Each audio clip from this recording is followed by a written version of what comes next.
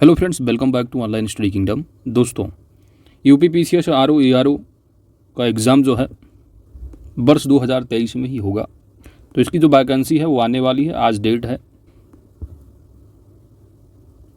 18 जुलाई 2023।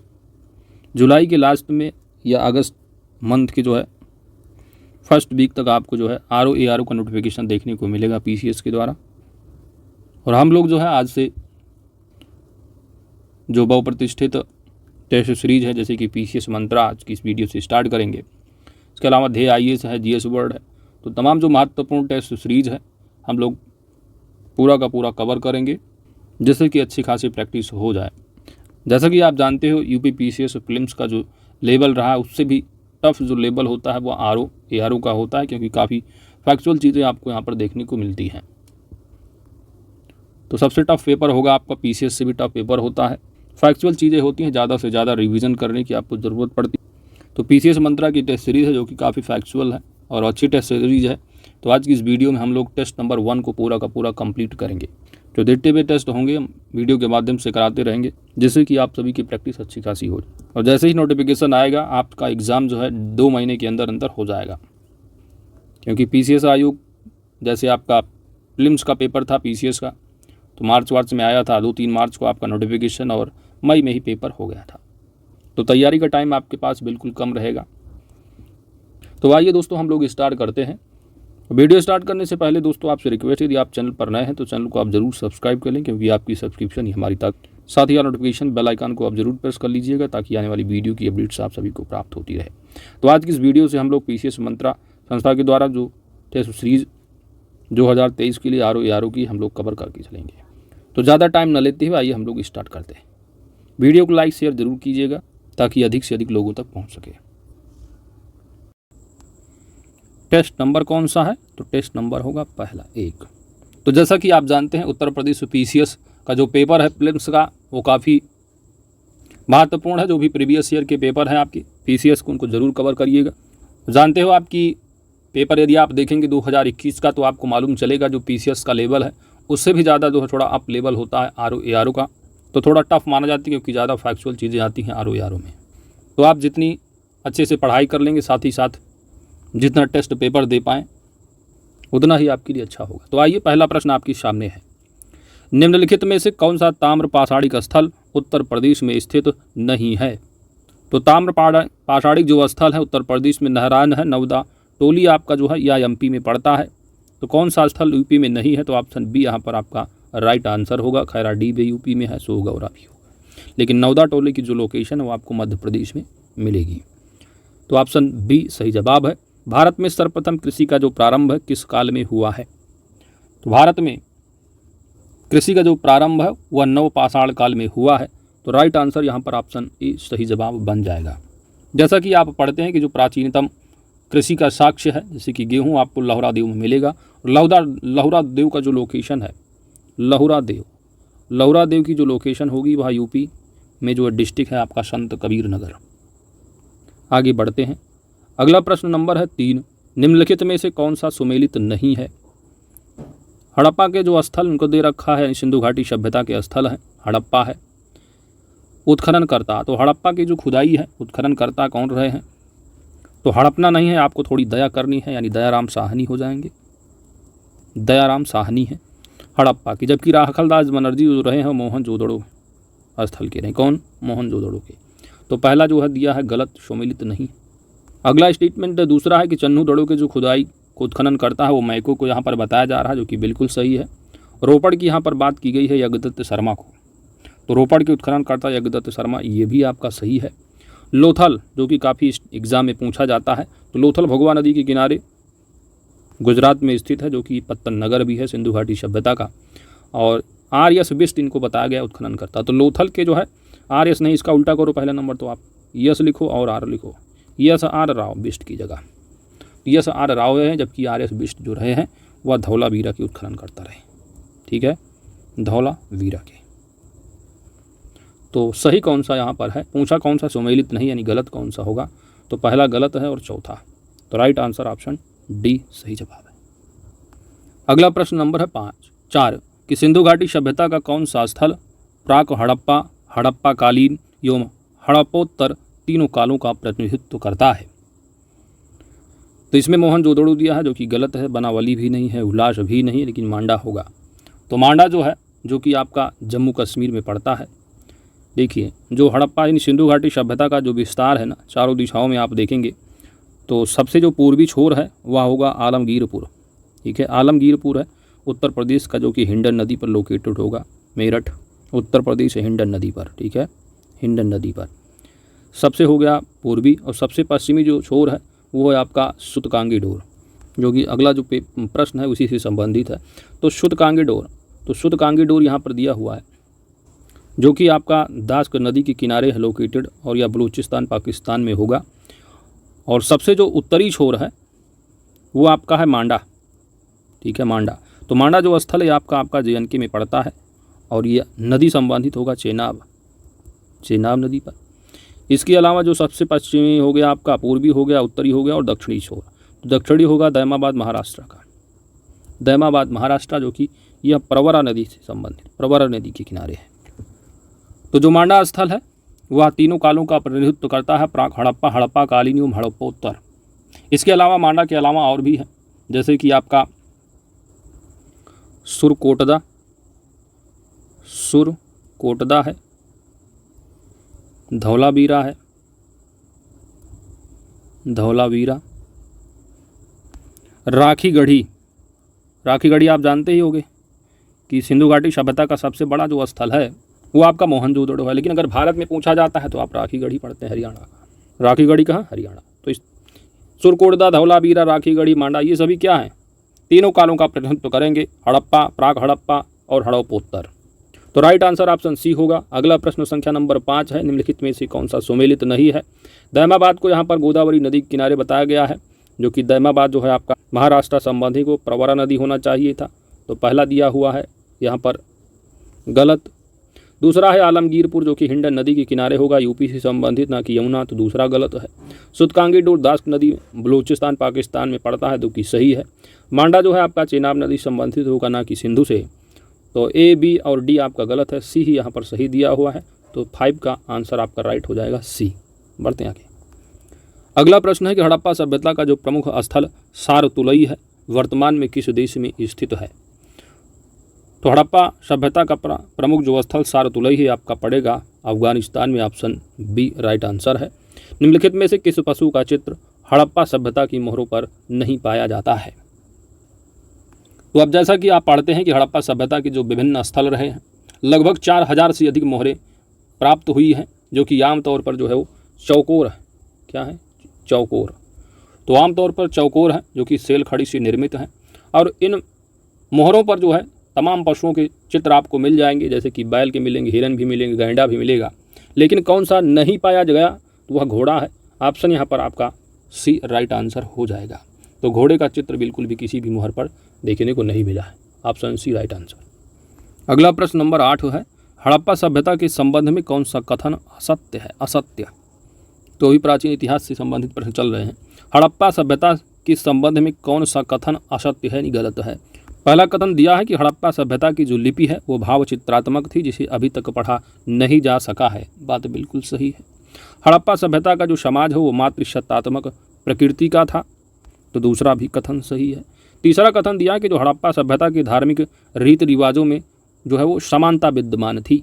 तो पूरे हड़प्पा सभ्यता में जो है अलग अलग जो है विभिन्न क्षेत्रों में जो है अलग अलग रीति रिवाज जो है वो प्रचलित थे, तो समानता कहीं भी देखने को नहीं मिलती थी रीति रिवाज में।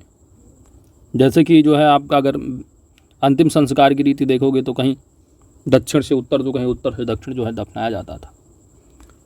तो C जो है आपका यहाँ पर गलत दिया हुआ हड़प्पा सभ्यता के बारे में। हड़प्पावासी जो रहे वह पुनर्जन्म में जो है विश्वास रखते थे, तो पुनर्जन्म में विश्वास रखते थे। बात बिल्कुल सही है। तो A, B और D सही है, लेकिन C जो है गलत दिया है, तो राइट आंसर ऑप्शन C हो जाएगा। अगला प्रश्न है कि सिंधु सभ्यता के पतन के संबंध में कौन एक प्रचलित मत है? सिंधु सभ्यता का जो पतन हुआ इससे संबंधित यानी कौन सा प्रचलित मत है कि जो पतन हुआ है कारण रहा है?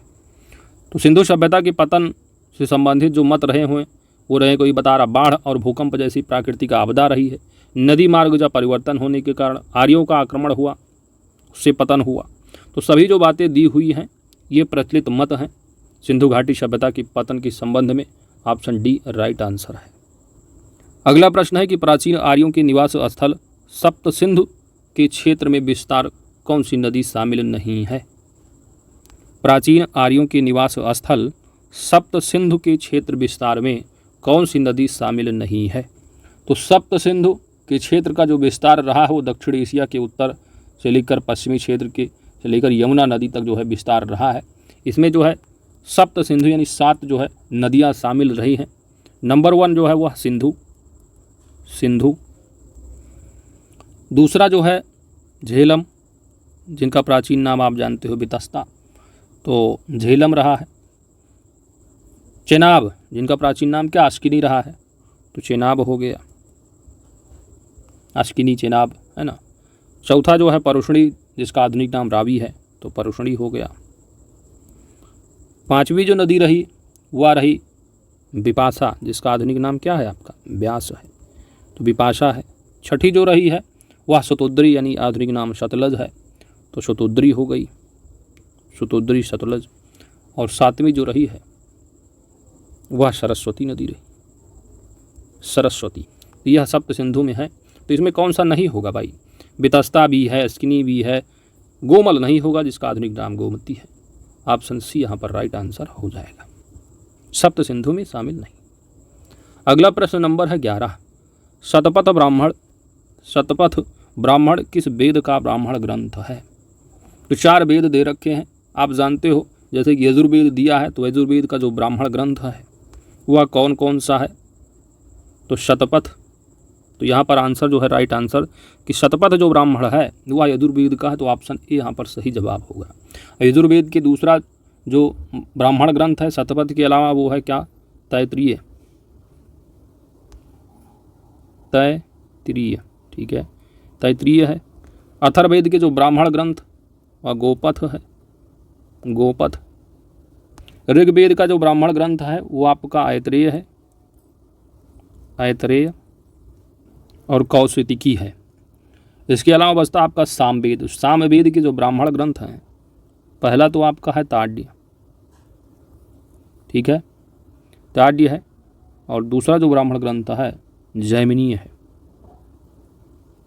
जैमिनीय, ठीक है। तो ये ब्राह्मण है, चारों आपके वेद हैं, ऋग्वेद, यजुर्वेद, सामवेद, अथर्ववेद, इनके ब्राह्मण ग्रंथ दिए हैं। यजुर्वेद का जो ब्राह्मण ग्रंथ है वो शतपथ तैत्तिरीय है, ऋग्वेद का ऐतरेय और कौशिकी है, सामवेद का तांड्य और जैमिनीय है, अथर्ववेद का जो ब्राह्मण ग्रंथ है वो गोपथ है। अगला प्रश्न नंबर है 12। उत्तर वैदिक काल में कृषि का जो देवता है वो किसे कहा जाता है। कृषि का देवता उत्तर वैदिक काल में, तो कृषि का देवता उत्तर वैदिक काल में किसे कहा जाता है। राइट आंसर आपका बन जाएगा इंद्र को, ऑप्शन बी सही जवाब है। तो वर्षा का देवता पूछा जाए, कृषि का देवता आप क्या कहोगे, इंद्र। अगला प्रश्न नंबर है 13। जैन तीर्थंकर दिए हैं और उनके प्रतीक चिन्ह है, कौन सा सुमेलित है आपको बताना है। नैमिनाथ है, नैमिनाथ जो जैन तीर्थंकर रहे हैं इनका जो प्रतीक चिन्ह रहा है वह था शंख, शंख, तो पहला दिया है गलत। अजितनाथ का प्रतीक चिन्ह क्या है, कलश नहीं हाथी है, तो दूसरा हो गया गलत। पार्श्वनाथ की अगर बात की जाए तो इनका जो प्रतीक चिन्ह है वह सर्प है, बिल्कुल सही है। मल्लनाथ, मल्लनाथ का जो प्रतीक चिन्ह है दोस्त वह जो है कलश है, ठीक है, मल्लनाथ का होना चाहिए था कलश, तो मल्लनाथ का है कलश। जो आपके महावीर स्वामी काफ़ी प्रचलित हैं, तो इनका जो है आपका वह सिंह है, ठीक है, तो सिंह जो है महावीर स्वामी का है। तो यहाँ पर सही जवाब क्या होगा, यानी कौन सा सही सुमेलित है, तो आपका सी जो है सही जवाब बन जाएगा। अगला प्रश्न नंबर है 14। बौद्ध दर्शन के अनुसार यानी बुद्धिज्म के अनुसार आपको बताना है कौन सा कथन सत्य होगा। पहला दिया है कथन कि बौद्ध जो है वो आत्मा की सत्ता को स्वीकार करते हैं, आत्मा की सत्ता को। तो बौद्ध वाले मानते हैं आत्मा की सत्ता को, बिल्कुल नहीं मानते हैं, आत्मा की सत्ता को अस्वीकार करते हैं। और वो कहते हैं कि पुनर्जन्म होता है, यानी पुनर्जन्म को मानते हैं। तो पुनर्जन्म के सिद्धांत को नहीं मानते दिया है, तो ये भी गलत है, और पहला तो गलत था ही, क्योंकि अस्वीकार करते हैं। पुनर्जन्म के सिद्धांत को मानते हैं, साथ ही साथ कर्म के सिद्धांत को भी मानते हैं। तो पुनर्जन्म और कर्म के सिद्धांत में जो है विश्वास करते थे बुद्ध धर्म, और आत्मा की सत्ता को अस्वीकार करते थे। दोनों कथन बिल्कुल गलत दिया है, ऑप्शन डी सही जवाब बन जाएगा, यानी कोई भी सत्य नहीं है। अगला प्रश्न 15 है कि निम्नलिखित में से कौन सा सुमेलित नहीं है। तो 16 महाजनपद दे रखे हैं यार, आपके यहाँ पर दिख रहा होगा कि उनकी राजधानियां दी हुई, और पूछा गया है कौन सा सुमेलित नहीं है। तो चीर महाजनपद की जो राजधानी है वो सोतिमती है, बात बिल्कुल सही। अस्मक की पोटिल है।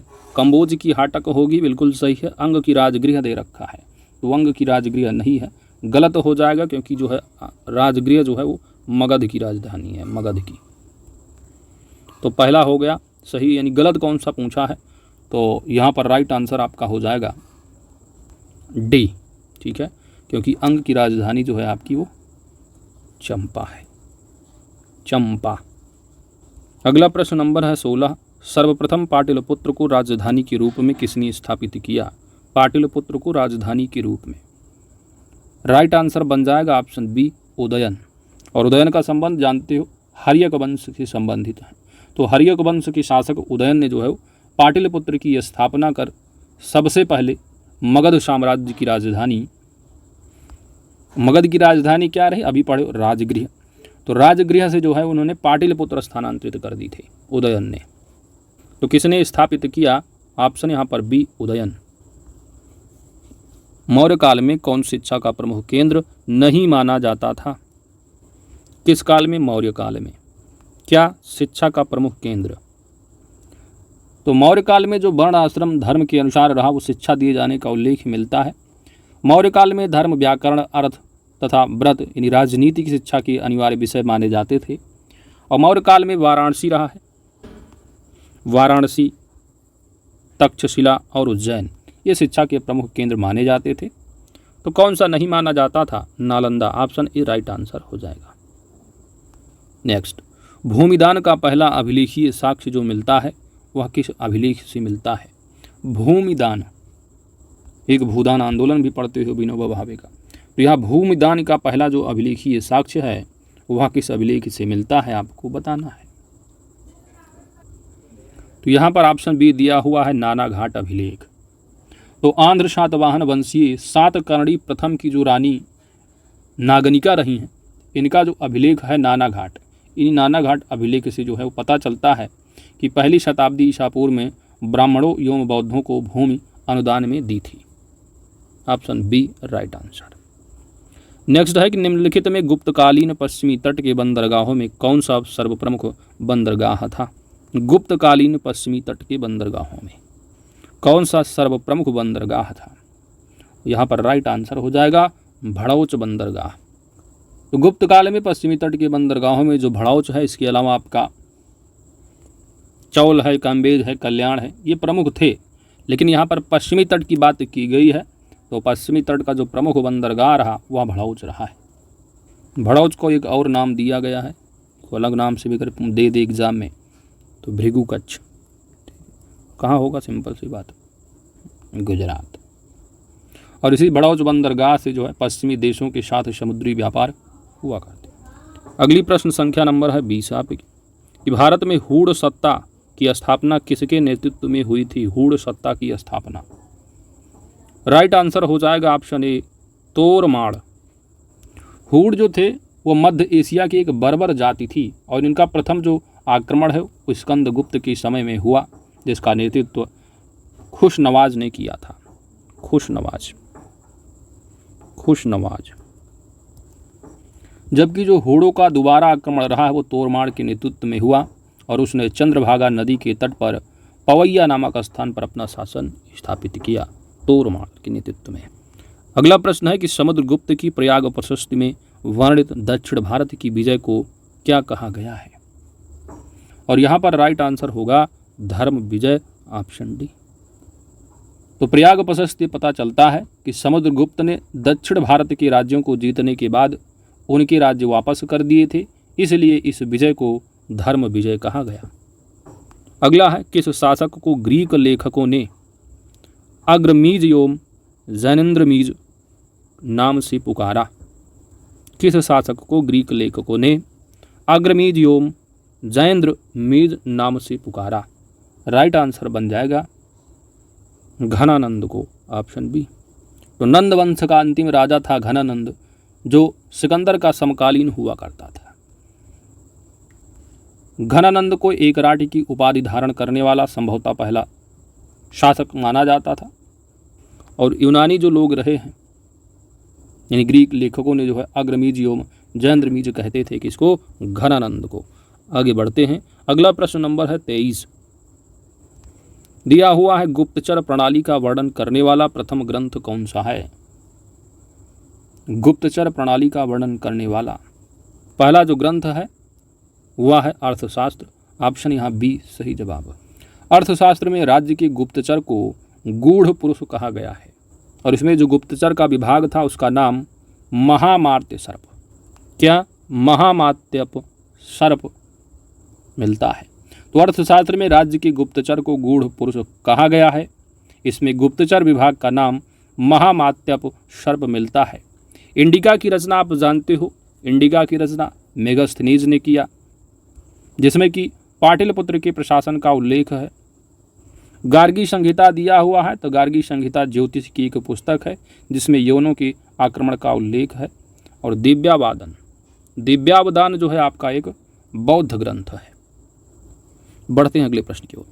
अगला प्रश्न है कि किसके सिक्कों पर संकर्षण एवं वासुदेव दोनों अंकित हैं।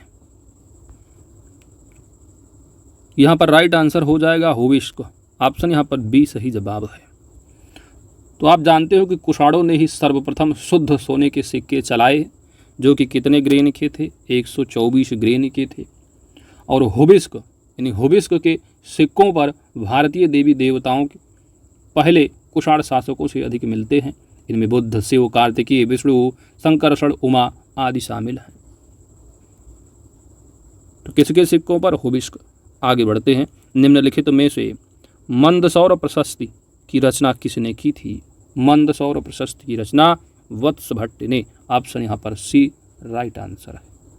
वत्स भट्ट कौन था, तो वत्स भट्ट कुमारगुप्त का प्रथम दरबारी था। किसका, कुमारगुप्त का प्रथम दरबारी। और मंदसौर प्रशस्ति की जो रचना है वत्स भट्ट ने, वह कब की थी, तो 472 ईस्वी में मंदसौर प्रशस्ति की रचना की। अगला प्रश्न है कि निम्नलिखित में से कौन सही सुमेलित नहीं है, अर्थात गलत है। पहला दिया हुआ है प्रियदर्शिका, तो इसकी जो रचनाकार हैं वो हर्ष हैं, बात बिल्कुल सही है। हर्ष चरित्र के बाणभट्ट रहे हैं। सूर्य शतक के मयूर रहे हैं। मयूर शतक के कौन थे, तो सूर्य शतक के मयूर, जबकि मयूर शतक के जो रचनाकार रहे तो भैया मयूर ही नाम छिपा है, मयूर ही रहे हैं। तो मयूर शतक या सूर्य शतक के रचनाकार मयूर होंगे, ना कि जयसेन। तो यहाँ पर जयसेन वाला गलत है। मयूर शतक के रचनाकार मयूर ही होंगे, तो मयूर शतक हो या सूर्य शतक, इसकी जो रचनाकार हैं वह मयूर ने की। तो मयूर जो आप जानते हो ये हर्ष के दरबार से जो है संबंधित महत्वपूर्ण विद्वान रहे हैं। इसके अलावा आपके हरिदत्त जयसेन भी जो है विद्वान थे हर्ष के दरबार में। तो यहाँ पर सुमेलित नहीं कौन सा था, तो मयूर शतक के जयसेन दिया है, जो कि गलत है। मयूर शतक के मयूर ही होंगे। अगला प्रश्न है कि निम्न में से अशोक ने किस गुफा का निर्माण बिहार की बराबर पहाड़ी में नहीं करवाया था। तो सुदामा गुफा का भी कराया था, कर्ण चौपार का भी कराया था, विश्व झोपड़ी का भी कराया था, लेकिन लोमरसी गुफा का जो निर्माण है वह बिहार की बराबर पहाड़ी में नहीं कराया गया था। यह जो थी गुफा यह नागार्जुनी पहाड़ी में था। कौन सी पहाड़ी में, नागार्जुनी। तो नागार्जुनी पहाड़ी में जो है इसका निर्माण करवाया गया था। और ये अशोक के द्वारा नहीं बल्कि किसके द्वारा, तो अशोक के पौत्र रहे हैं दशरथ, उनके द्वारा। तो राइट आंसर यहाँ पर ऑप्शन बी सही जवाब है। अगला है कि मौर्यकालीन करों में कौन सा एक प्रकार का धार्मिक कर था, मौर्यकालीन करों में। और यहाँ पर आपका राइट आंसर होगा, जैसे कि बलि दिया है तो बलि एक प्रकार का क्या था, धार्मिक कर था। ठीक है, तो बलि हो गया धार्मिक कर, ऑप्शन ए राइट आंसर है। रज्जु दिया है तो रज्जु जो है भूमि की माप के समय लिया जाने वाला कर था। भूमि की माप के समय लिया जाने वाला कर है। विविध भी एक प्रकार का कर है, और यह एक प्रकार का चारागाह कर है। कौन सा, चारागाह कर, चारागाह कर है। हिरण्य तो हिरण जो है ये भी एक टैक्स था, जो कि एक प्रकार का नगद टैक्स लिया जाता था, जो कि अनाज के रूप में ना लेकर कैश लिया जाता था हरिण। तो कैश में था ये, अनाज के बदले हरिण कैश के रूप में। तो धार्मिक कर कौन सा? बलि होगा, ऑप्शन ए राइट आंसर हो जाएगा। 29 नंबर है कि निम्नलिखित में से किन शासकों ने प्रांतों में द्वैध शासन प्रणाली का प्रचलन किया? प्रांतों में द्वैध शासन प्रणाली का प्रचलन, तो प्रांतों में द्वैध शासन प्रणाली का जो प्रचलन है वह कुषाणों ने किया था, ऑप्शन बी राइट आंसर है। पहला जैसे कि दिया था कि शको तथा पार्थियन, तो इन्होंने संयुक्त शासन का चलन जो है वो प्रारंभ किया था, संयुक्त शासन का।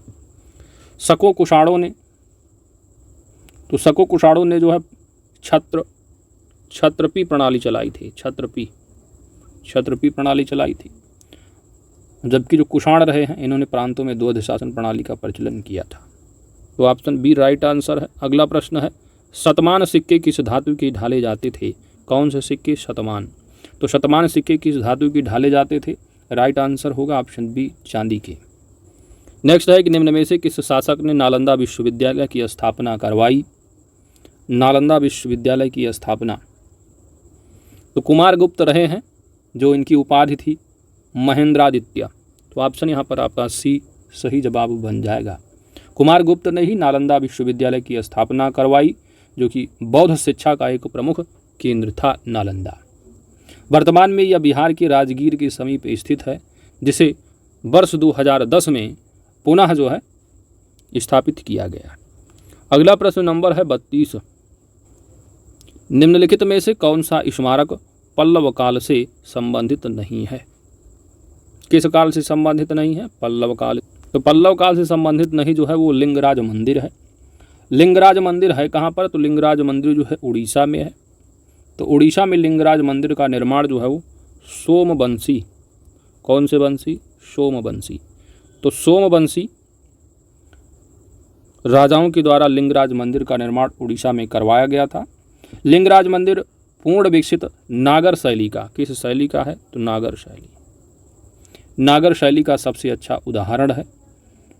प्रारंभ में लिंगराज मंदिर का जो नाम था वह कृतिवास मंदिर हुआ करता था, कृतिवास मंदिर प्रारंभ में, फिर बाद में हो गया लिंगराज मंदिर। एक यहाँ पर दिया हुआ है सौर मंदिर। तो सौर मंदिर जो है लोकेटेड है महाबलीपुरम में, और इसका निर्माण पल्लव शासक के द्वारा हुआ था। वहीं पर कैलाशनाथ मंदिर है, कैलाशनाथ मंदिर कांची में लोकेटेड है। आगे बढ़ते हैं। अगला प्रश्न नंबर 33 है कि निम्नलिखित शासकों में से किसने वातापी कुंड उपाधि धारण की थी? यहाँ पर राइट आंसर होगा ऑप्शन बी नरसिंह वर्मन प्रथम। तो नरसिंह वर्मन जो प्रथम रहे हैं, इन्होंने चालुक्य जो शासन पुलकेशिन द्वितीय रहे हैं उनको पराजित कर उसकी जो राजधानी रही वातापी पर अधिकार कर लिया, और नरसिंह वर्मन प्रथम ने वातापी कुंड की जो है उपाधि धारण की। अगला प्रश्न है कि पल्लव वंश का अंतिम शासक कौन था? पल्लव वंश का अंतिम शासक, यहाँ पर आपका राइट आंसर होगा। तो पल्लव वंश का जो अंतिम शासक था तो कंपवर्मा था, लेकिन जो महत्वपूर्ण अंतिम पल्लव शासक रहा वो अपराजित वर्मन था। तो राइट आंसर यहाँ पर आपका ये सही जवाब बन जाएगा। और कांची का जो पल्लव वंश है इसके संस्थापक कौन रहे हैं? तो सिंह वर्मा थे, जबकि वास्तविक संस्थापक सिंह विष्णु था। पल्लव शासकों की जो राजधानी थी वो क्या थी? तो कांची थी, आप जानते हो कांची थी। और किस नदी को जो है पल्लवों की प्रिया कहा जाता है? तो वो कावेरी नदी है। कौन सी नदी है? कावेरी नदी। अगला प्रश्न नंबर 35 है, हिंदू, जैन एवं बौद्ध तीनों ही धर्म का प्रतिनिधित्व करने वाली गुफा कौन सी है? राइट आंसर है ऑप्शन बी एलोरा। तो एलोरा जो गुफा है इसमें बौद्ध धर्म, ब्राह्मण धर्म एवं जैन धर्म से संबंधित गुफाएं मिलती हैं। तो बुद्ध, जैन और हिंदू, इन गुफाओं का जो निर्माण है वो 5वीं शताब्दी से लेकर के 12वीं शताब्दी ईस्वी तक हुआ है। एलोरा गुफा में कुल कितनी गुफाएं हैं? तो 34 गुफाएं हैं दोस्त। कितनी? 34 गुफाएं हैं, जिसमें गुफा संख्या जो है 1 से लेकर के 12 तक बौद्ध, 13 से लेकर के 29 तक हिंदुओं और 30 से लेकर के 34 तक क्या होगा, तो बौद्ध हो गया, हिंदू हो गया और जैन की गुफाएं संबंधित है। अगला प्रश्न नंबर है 36। उत्तर रामचरितम की रचयिता कौन है? उत्तर रामचरितम की रचयिता, राइट आंसर बनेगा भवभूति, ऑप्शन बी। भवभूति कौन है? तो भवभूति कन्नौज नरेश यशोवर्मन के दरबार में रहते थे। यहीं पर भवभूति ने संस्कृत के 3 नाटक महावीर चरित, मालती माधव एवं उत्तर रामचरित लिखा था। अगला प्रश्न है कि मोहम्मद गोरी गजनी जाते हुए किसके द्वारा मारा गया? मोहम्मद गोरी गजनी जाते हुए किसके द्वारा मारा गया? राइट आंसर बन जाएगा खोखरों द्वारा, ऑप्शन डी। मोहम्मद गोरी के सिंधु नदी के तट पर जो है दम्यक नामक स्थान पर नमाज पढ़ते समय 1206 ईस्वी में हत्या कर दी गई थी। वैसे जो चंद्रवरदाई हैं इसका श्रेय पृथ्वीराज तृतीय को देते हैं, जो कि तर्कसंगत नहीं है। आधुनिक इतिहासकार जो है खोखरों को इसका श्रेय देते हैं, खोखरों को। और गौरी के जो शव रहा उसको कहाँ पर दफनाया गया था? तो गजनी में दफनाया गया था। मोहम्मद जो गोरी रहा है यह किस दर्रे से भारत में आक्रमण किया था? तो वह दर्रा था गोमल दर्रा। गोमल दर्रे से भारत पर आक्रमण किया और उसका पहला जो आक्रमण रहा है वह 1175 ईस्वी में मुल्तानी के करमाथी जाति की सीमाओं पर हुआ था। अगला प्रश्न नंबर है 38। मृत्यु के उपरांत कुतुबुद्दीन ऐबक को दफनाया गया था कहाँ? तो कुतुबुद्दीन ऐबक को मृत्यु के बाद कहाँ दफनाया गया था? राइट आंसर बन जाएगा लाहौर में, ऑप्शन ए। तो जो कुतुबुद्दीन ऐबक है इनको लाहौर में क्या खेलते समय पूछा जाता है अक्सर? चौगान खेलते समय। चौगान खेलते समय मृत्यु हुई थी कब? 1210 ईस्वी में, और इनको जो है लाहौर में दफनाया गया। कुतुबुद्दीन ऐबक आप जानते हो गुलाम वंश की संस्थापक है और यह एक तुर्क था। किस जाति का? तो ऐबक जाति का, ठीक है। कुतुबुद्दीन ऐबक तो ऐबक जाति के ये तुर्क थे। कुतुबुद्दीन ऐबक को हाथियों का दान देने वाला अर्थात पील बख्श,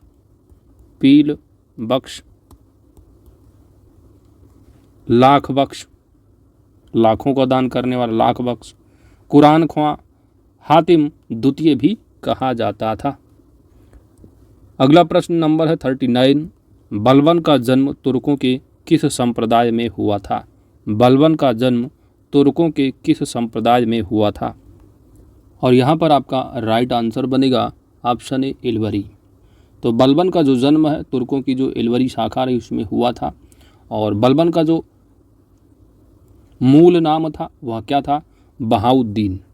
बलबन का मूल नाम क्या था? बहाउद्दीन। और जब बलबन सुल्तान बना तो उसने उपाधि कौन सी धारण की? तो वो उपाधि थी गियाउद्दीन, ठीक है। गियाउद्दीन की उपाधि जो है वो धारण किया। बलबन की एक अन्य उपाधि भी है, कौन सी? वो है उलूग खां। तो उलूग खां की भी उपाधि जो है बलबन ने धारण की थी। और बलबन को द्वितीय इलवरी वंश का संस्थापक भी कहा जाता है। तो बलबन का जन्म तुर्कों के संप्रदाय में हुआ था, इलवरी, ऑप्शन ए। नेक्स्ट है कि निम्नलिखित में से दिल्ली का प्रथम शासक कौन था जिसने दक्कन को भेदा था?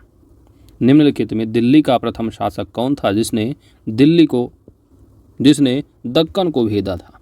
दक्कन इंपॉर्टेंट प्रश्न है और यहाँ पर राइट आंसर होगा अलाउद्दीन खिलजी।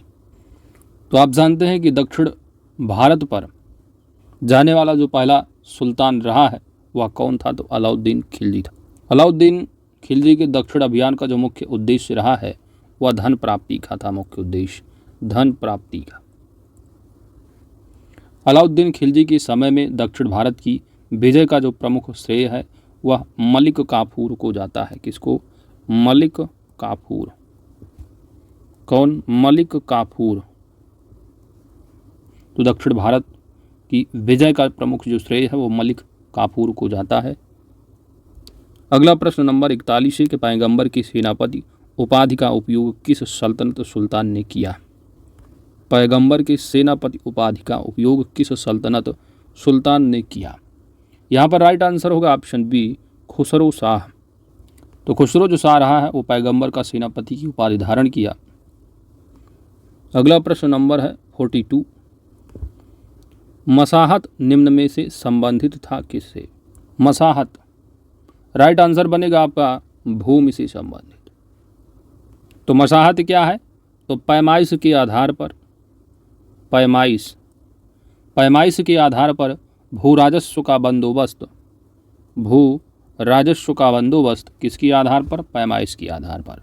पैमाइश के आधार पर भू राजस्व का बंदोबस्त मसाहत कहलाता था। इसमें जो है प्रति इकाई बिश्वा को आधार बनाया जाता था। तो मसाहत जो कि पैमाइश के आधार पर भू राजस्व का बंदोबस्त मसाहत कहलाता था। ये दिल्ली का, यानी जो दिल्ली सल्तनत रही है, कौन सा पहला सुल्तान था जिसने मसाहत को अपनाया था? तो यदि पूछा जाता है तो वह था कौन? अलाउद्दीन खिलजी। कौन था?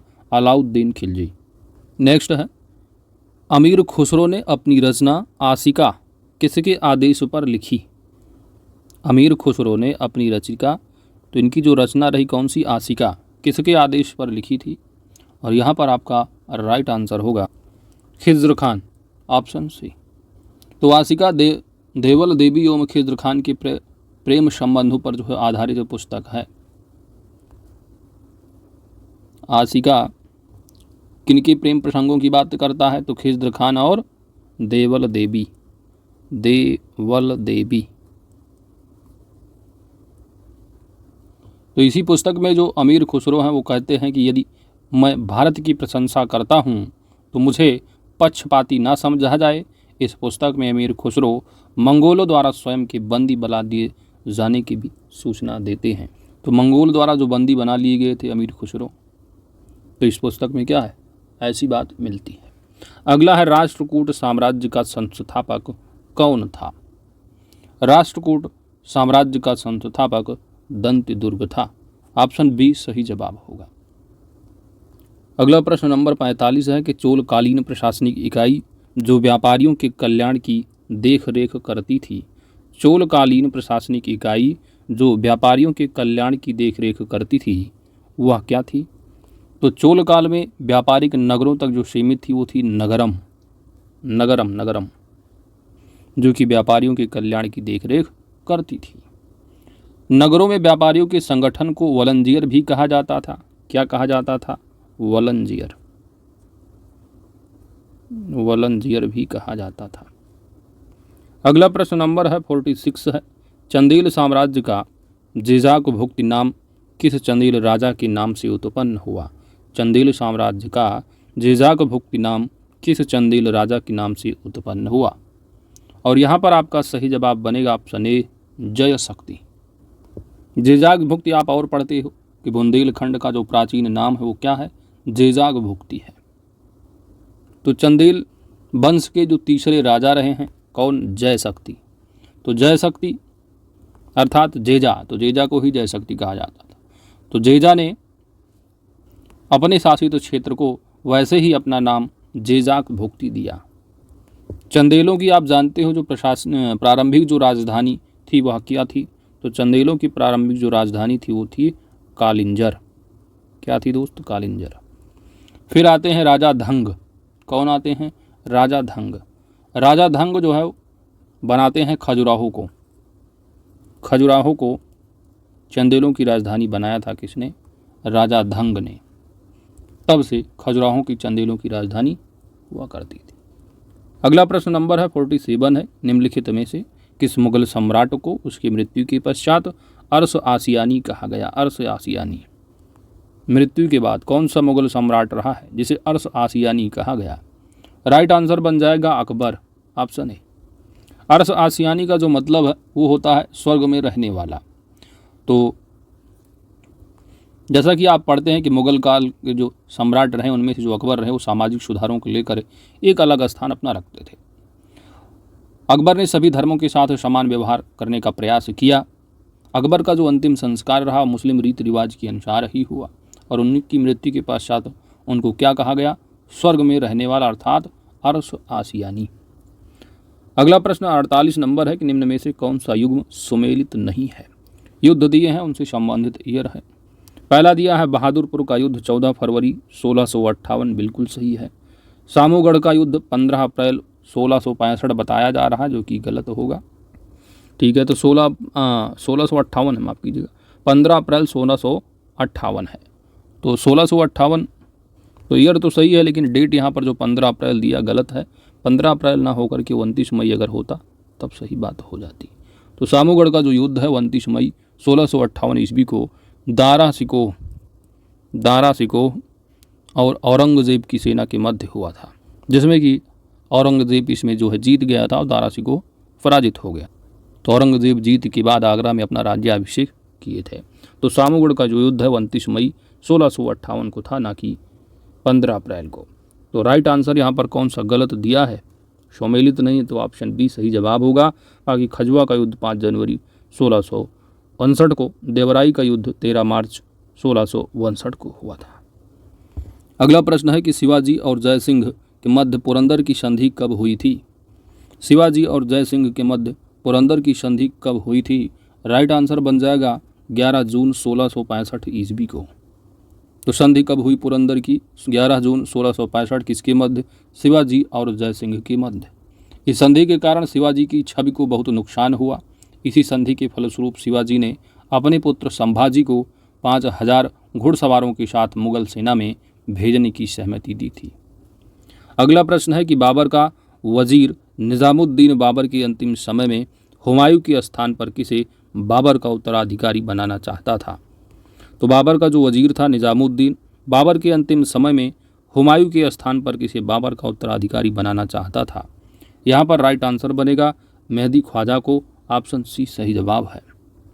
अगला प्रश्न 51 नंबर है, निम्न में से किस इमारत को ताजमहल का पूर्वगामी कहा जाता है। किस इमारत को ताजमहल का पूर्वगामी कहा जाता है, निम्न में से बताना है आपको। और यहाँ पर आपका राइट आंसर बन जाएगा हुमायूं का मकबरा। हुमायूं का जो मकबरा है, हुमायूं के मकबरे का निर्माण हुमायूं की पत्नी कौन थी, हमीदा, हुमायूं की पत्नी हमीदा बानो बेगम द्वारा कराया गया था। हुमायूं का जो मकबरा है किस शैली पर आधारित है, तो ईरानी शैली पर आधारित है। स्थापत्य कला का अनुपम उदाहरण है। यह मुगल काल का पहला मकबरा था जिसमें दोहरी गुंबद का प्रयोग किया गया था। दोहरी गुंबद का प्रयोग, तो मुगल काल का पहला मकबरा जिसमें दोहरी गुंबद का प्रयोग किया गया था वो था हुमायूं का मकबरा। और हुमायूं के मकबरे को ही क्या है, ताजमहल का पूर्वगामी कहा जाता है। अगला प्रश्न है, वैष्णव बसंत वल्लभाचार्य का संबंध किस संप्रदाय से था। वल्लभाचार्य का, तो वैष्णव बसंत जो रहे वल्लभाचार्य, इनका जो संबंध था किस संप्रदाय से थे, तो ये रुद्र संप्रदाय, ऑप्शन ए सही जवाब बन जाएगा। तो वैष्णव धर्म के जो कृष्णमार्गी शाखा के महान संत कौन थे, वल्लभाचार्य। इनका जन्म यूपी में हुआ, कहाँ पर, तो वाराणसी में। यूपी में जन्म जो हुआ है वाराणसी में हुआ है। और वल्लभाचार्य का जो दर्शन शुद्ध है वो अद्वैतवाद है। तो वल्लभाचार्य का दर्शन क्या है, शुद्ध अद्वैतवाद। तो वाराणसी में जन्म हुआ वैष्णव धर्म की कृष्णमार्गी शाखा के महान संत वल्लभाचार्य का।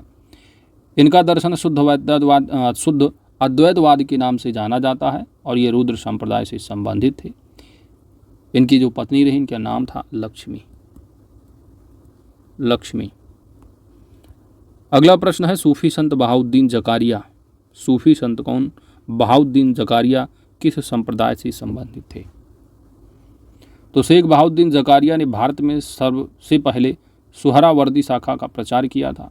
इनका जन्म जो हुआ था मुल्तान में हुआ था, कहाँ, मुल्तान में। और इन्होंने मुल्तान को ही अपनी शिक्षा का केंद्र बनाया। तो किस संप्रदाय से थे, सुहरावर्दी संप्रदाय से संबंधित थे।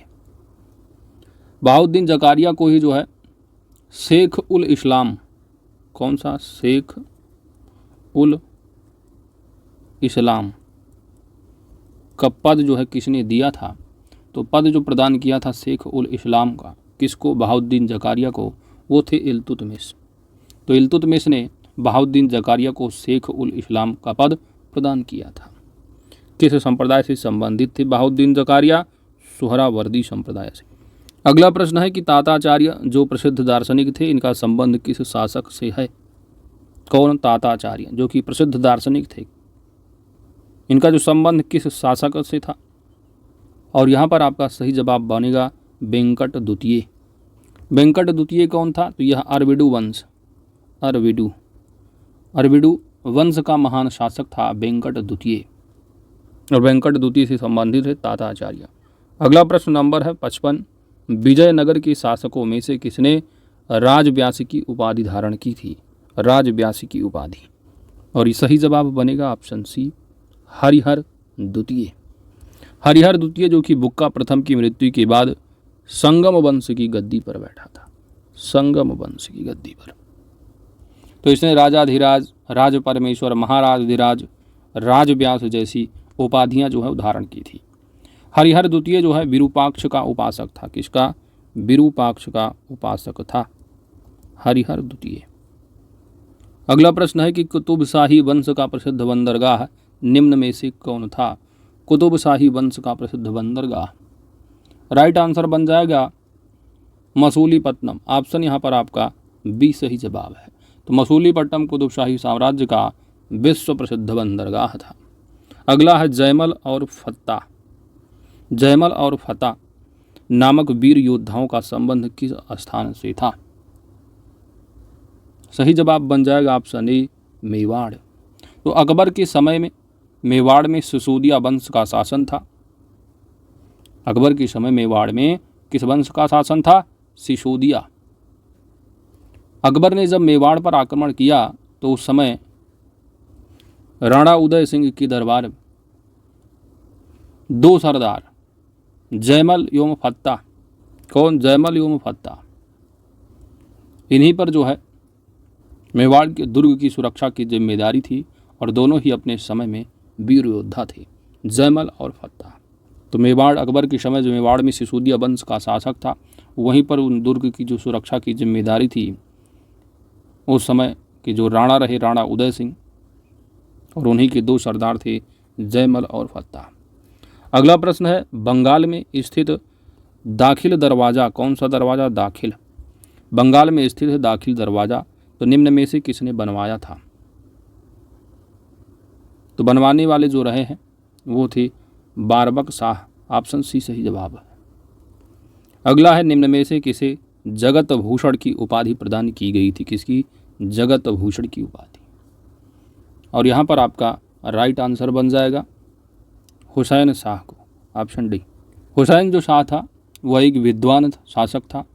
हिंदू व मुस्लिम जनता के साथ समान व्यवहार करता था। हिंदुओं ने उसे कृष्ण का अवतार, नृपति, तिलक, जगत भूषण आदि की उपाधि प्रदान की थी। और हुसैन जो शाह था यह वैष्णव संत चैतन्य महाप्रभु का समकालीन था, चैतन्य महाप्रभु। तो हुसैन साहब वैष्णव संत जो रहे हैं चैतन्य महाप्रभु, उनका क्या था? समकालीन था। बढ़ते हैं अगले प्रश्न की ओर। अगला प्रश्न नंबर है 60। प्रश्न है कि कश्मीरी जो शासक जैनुल आबदीन रहा, इससे संबंधित कथनों पर आपको विचार करना है। पहला है कि इसे यानी जैनुल आबदीन को कश्मीर का अलाउद्दीन कहा जाता है, बात बिल्कुल सही है। कश्मीर का अकबर भी कहा जाता है, ठीक है। इसने गो हत्या पर प्रतिबंधित कर दिया था, तो ये भी सही है। यह कुतुब नाम से अरबी में कविताएं लिखता था, यह गलत है, क्योंकि अरबी में नहीं बल्कि वो किस में लिखता था? फारसी में। किस में दोस्त? फारसी में। इसने मुल्ला अहमद को महाभारत एवं राजतरंगड़ी का फारसी में अनुवाद करने के लिए नियुक्त किया था, बात बिल्कुल सही है। तो 1, 2 एंड 4 यानी ऑप्शन यहाँ पर आपका सी राइट आंसर बन जाएगा। नेक्स्ट है कि निम्न में से किस शासक ने इथियोपियाई एवं तुर्की दासियों से युक्त एक अंग सेना गठित की थी? किस शासक ने इथियोपियाई एवं तुर्की दासियों से युक्त एक अंग सेना गठित की थी? राइट आंसर बन जाएगा ऑप्शन बी, गयासु शाह। नेक्स्ट है कि निम्न में से कौन सुमेलित नहीं है, आपको बताना है।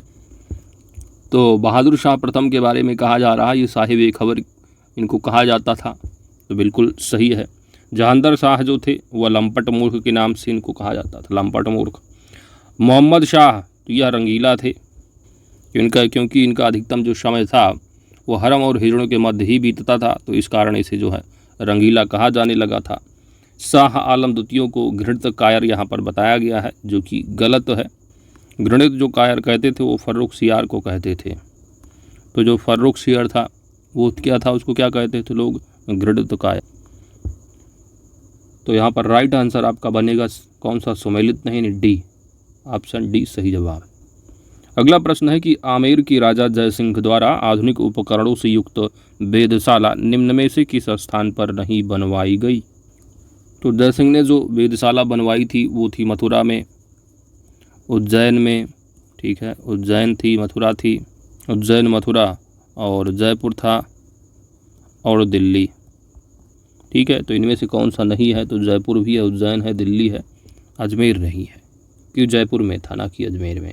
तो ऑप्शन ए यहाँ पर राइट आंसर बन जाएगा। अगला प्रश्न है कि निम्न में से कौन सा कथन टीपू सुल्तान के बारे में सत्य नहीं है। टीपू सुल्तान के बारे में पहला कथन दिया है कि अपने नाम के सिक्के चलवाए थे, पहला कथन सही है। तो टीपू सुल्तान की अगर बात की जाए तो आप जानते हो कि 1782 ईस्वी में हैदर अली की मृत्यु के बाद मैसूर की सिंहासन पर बैठने वाला ये सुल्तान था, टीपू सुल्तान। इसने सुल्तानी की उपाधि धारण की तथा अपने नाम के सिक्के जारी किए। इसके सिक्कों पर हिंदी देवी देवताओं के चित्र तथा हिंदू संवत की आकृतियां अंकित थीं। इसने फ्रांसीसी क्रांति से प्रभावित होकर श्रीरंगपट्टनम में जैकोबिन क्लब की स्थापना की और उसका सदस्य बना तथा अपनी राजधानी में फ्रांस और मैसूर के मैत्री का प्रतीक स्वतंत्रता का वृक्ष भी लगाया। तो फ्रांस और मैसूर के मैत्री का प्रतीक स्वतंत्रता का वृक्ष भी लगाया। तो फ्रांस और मैसूर है, ना कि जर्मनी। तो यहाँ पर फ्रांस होता तब कथन सही हो जाता। तो दूसरा कथन है गलत, सत्य नहीं है। ऑप्शन बी यहाँ पर राइट आंसर बन जाएगा। नौसेना बोर्ड का गठन किया था टीपू सुल्तान ने, इसने सुल्तान की उपाधि धारण की, सभी सही है। तो ऑप्शन बी सही जवाब होगा, क्योंकि फ्रांस और मैसूर की मैत्री का प्रतीक स्वतंत्रता वृक्ष लगवाया था, ना कि जर्मनी और मैसूर का। अगला प्रश्न है आपका, नानक शाही सिक्के किसने चलवाए थे। कौन से सिक्के दोस्त, नानक शाही सिक्के। सही जवाब बन जाएगा ऑप्शन सी, रणजीत सिंह। अगला प्रश्न है कि किस पुर्तगाली वायसराय ने कोचीन की जगह गोवा को राजधानी बनाया। और यहाँ पर आपका राइट आंसर बनेगा Neenu D'Cunha, option C. Neenu D'Cunha जो था वह 1529 ईस्वी में पुर्तगाली वायसराय बनकर भारत आया और 1530 ईस्वी में कोचीन की जगह गोवा को राजधानी बनाया। और आप जानते हो जो अल्फांसो डी अल्बुकुर्क हैं, इनको जो है पुर्तगाली साम्राज्य का वास्तविक संस्थापक जो है वो भारत में माना जाता है। तो पुर्तगाली साम्राज्य का वास्तविक संस्थापक भारत में किसको मानते हैं आप, अल्फांसो डी अल्बुकुर्क को। आगे बढ़ते हैं। अगला प्रश्न है कि डचों ने भारत में अपने पहले कारखाने की स्थापना कहाँ की थी। डचों ने भारत में अपने पहले कारखाने की स्थापना कहाँ की थी। तो डच की जो पहली फैक्ट्री है कहाँ पर स्थापित की गई थी। तो डच ईस्ट इंडिया कंपनी की स्थापना कब, 1602 ईस्वी में संसद द्वारा पारित प्रस्ताव से हुई थी और इसे 21 वर्षों के लिए भारत और पूर्वी देशों के साथ व्यापार करने और आक्रमण और विजय करने के संबंध में अधिकार दिए गए थे डच ईस्ट इंडिया कंपनी को। और डचों ने जो है भारत में 1605 ईस्वी में, कब, 1605 ईस्वी में मछलीपट्टनम में प्रथम कारखाने की स्थापना की थी। ऑप्शन ए यहाँ पर राइट आंसर बन जाएगा।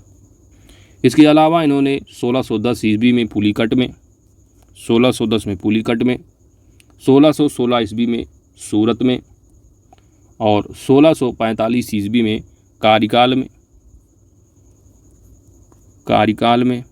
कब, 1645 में, और कोचीन में जो है 1663 ईस्वी में अपने जो है कारखाने खोले थे। तो डच जो है आगमन जो रहा है भारत में 1602, यानी जो डच ईस्ट इंडिया कंपनी रही इसकी जो भारत और अन्य पूर्वी देशों के साथ व्यापार करने के लिए 1602 ईस्वी में प्रस्ताव पारित हुआ था। और डचों ने पहला जो कारखाना लगाया अपना वह जो है 1605 ईस्वी में मछलीपट्टनम में, फिर 1610 में पुलिकट में लगाया। तो पहला पूछा था तो आप मछलीपट्टनम ऑप्शन ही सही जवाब लगाएंगे। दूसरा 1610 पुलिकट, तीसरा जो रहा है इनका 1616 ईस्वी में सूरत में, चौथा फिर इन्होंने कारिकाल में लगाया 1645 में, और उसके अलावा कोचीन में 1663 में अपने जो है कारखाने स्थापित किए थे। डचों द्वारा बेसिकली जो है डचों द्वारा भारत से नील, क्या दोस्त, नील, सोरा है और सूती वस्त्र का क्या है, निर्यात किया जाता था। सूती वस्त्र का जो है निर्यात किया जाता था डचों द्वारा भारत से।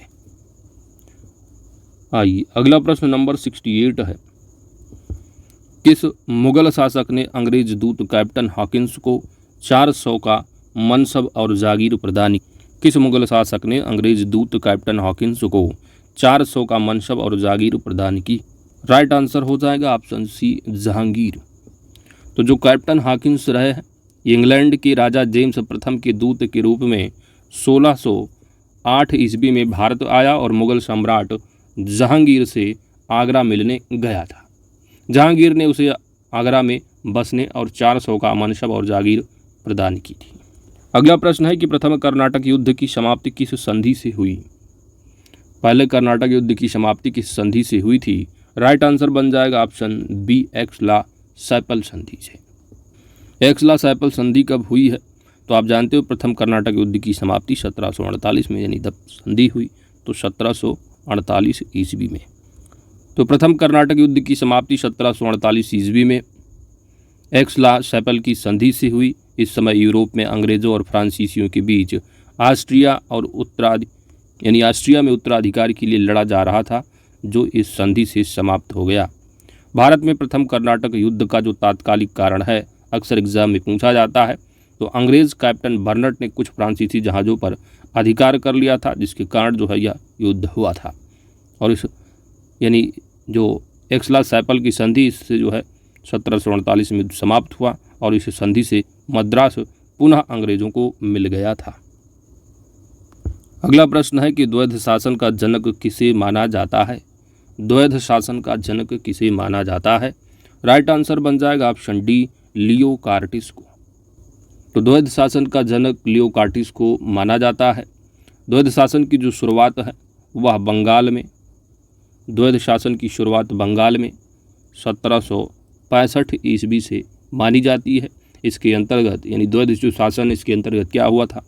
तो कंपनी दीवानी और निजामत के कार्यों का निष्पादन भारतीयों के माध्यम से करती थी, लेकिन जो वास्तविक शक्ति थी वह कंपनी के पास थी। दैट इज द्वैध शासन।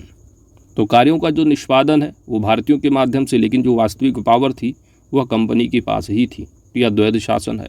कंपनी और नवाब दोनों द्वारा प्रशासन की व्यवस्था को ही बंगाल में द्वैध शासन कहा जाता है, जिसकी विशेषता उत्तरदायित्व रहित अधिकार और अधिकार रहित उत्तरदायित्व था। अगला प्रश्न है कि पहली बार कलकत्ता में सर्वोच्च न्यायालय की स्थापना कब की गई थी? और यहाँ पर आपका राइट आंसर बनेगा वर्ष 1774 ईस्वी में। ऑप्शन बी सही जवाब है। तो भारत में पहली बार 1773 की रेगुलेटिंग एक्ट के तहत वर्ष 1774 ईस्वी में कलकत्ता में एक सर्वोच्च न्यायालय की स्थापना की गई, जिसमें एक मुख्य न्यायाधीश, यानी सबसे पहले जो मुख्य न्यायाधीश थे वो कौन? एलिजा इम्फे पूछा गया है आपकी एग्ज़ाम में।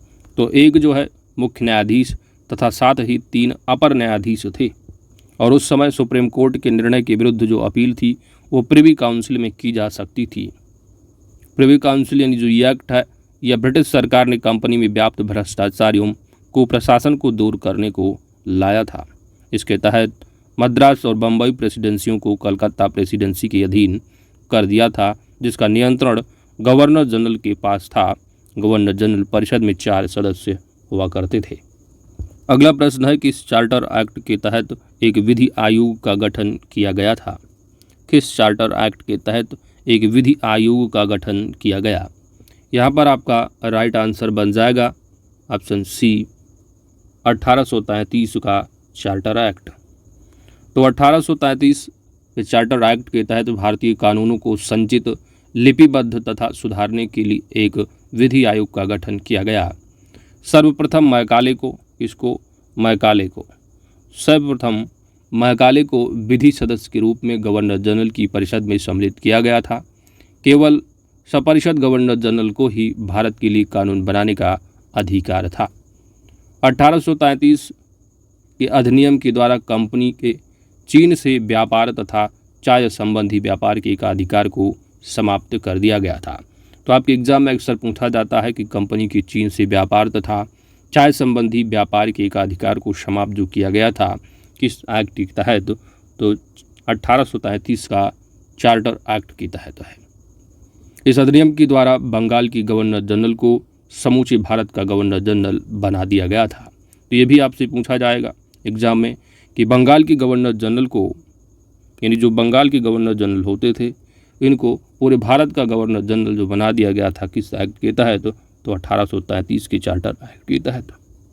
तो प्रश्न था कि विधि आयोग का गठन किस चार्टर एक्ट के तहत किया गया, तो 1833 का चार्टर एक्ट। आगे बढ़ते हैं। नेक्स्ट है कि पृथक निर्वाचक मंडल के बारे में किसने कहा था कि हम नाग के दांत बो रहे हैं और इसका फल भीषण होगा। निर्वाचक मंडल के बारे में किसने कहा था, पृथक में निर्वाचक मंडल, कि हम नाग के दांत बो रहे हैं और इसका जो फल होगा वह भीषण होगा। यहाँ पर आपका राइट आंसर बन जाएगा Lord Minto, option D. Morley Minto जो सुधार आप जानते हो, मार्ले मिंटो जो ईयर 1909 का, तो 1909 के भारत परिषद नियम के द्वारा मुसलमानों के लिए पृथक मताधिकार तथा पृथक निर्वाचक क्षेत्रों की जो है स्थापना की गई थी। इस संबंध में लॉर्ड मिंटो ने लॉर्ड मार्ले को लिखा था कि हम नाग के दांत बो रहे हैं और इसका फल भीषण होगा। अगला प्रश्न है कि किस अधिनियम द्वारा भारत में सर्वप्रथम संघात्मक सरकार की स्थापना की गई। किस अधिनियम द्वारा भारत में सर्वप्रथम संघात्मक सरकार की स्थापना की गई। यहाँ पर आपका राइट आंसर बन जाएगा 1935 की अधिनियम द्वारा, ऑप्शन सी। तो वर्ष 1935 के अधिनियम के द्वारा जो प्रांतों में द्वैध शासन है उसको समाप्त करके केंद्र में द्वैध शासन भी लागू किया गया। इसके द्वारा प्रांतों को स्वायत्तता प्रदान की गई। अगला प्रश्न नंबर है आपका 75। निम्न में से संविधान सभा की प्रारूप समिति में कौन शामिल नहीं था। तो संविधान सभा के जो प्रारूप समिति में राजनीतिक जो सलाहकार रहे वो BN राव थे, VN राव। तो संवैधानिक राजनीतिक सलाहकार थे वो BN राव द्वारा थे। इन्हीं के द्वारा जो है संविधान के प्रारूप पर विचार विमर्श करने के लिए संविधान सभा द्वारा 29 अगस्त 1947 को अध्यक्ष जो बने थे वो डॉक्टर भीमराव अंबेडकर बनाए गए। अंबेडकर जी अध्यक्ष थे। इसके अलावा जो सदस्य रहे वो कौन कौन से थे, तो एन गोपाल स्वामी आयंगर थे, एन गोपाल स्वामी आयंगर। दूसरे जो थे वो थे AK अय्यर थे। तीसरे जो रहे हैं कन्हैया लाल माणिक लाल मुंशी रहे हैं। चौथे जो थे वो सैयद मोहम्मद शादुल्ला। पाँचवीं MA माधव DP। छठे DP खेतान हो गए। और एक अध्यक्ष रहे कौन, डॉक्टर भीमराव।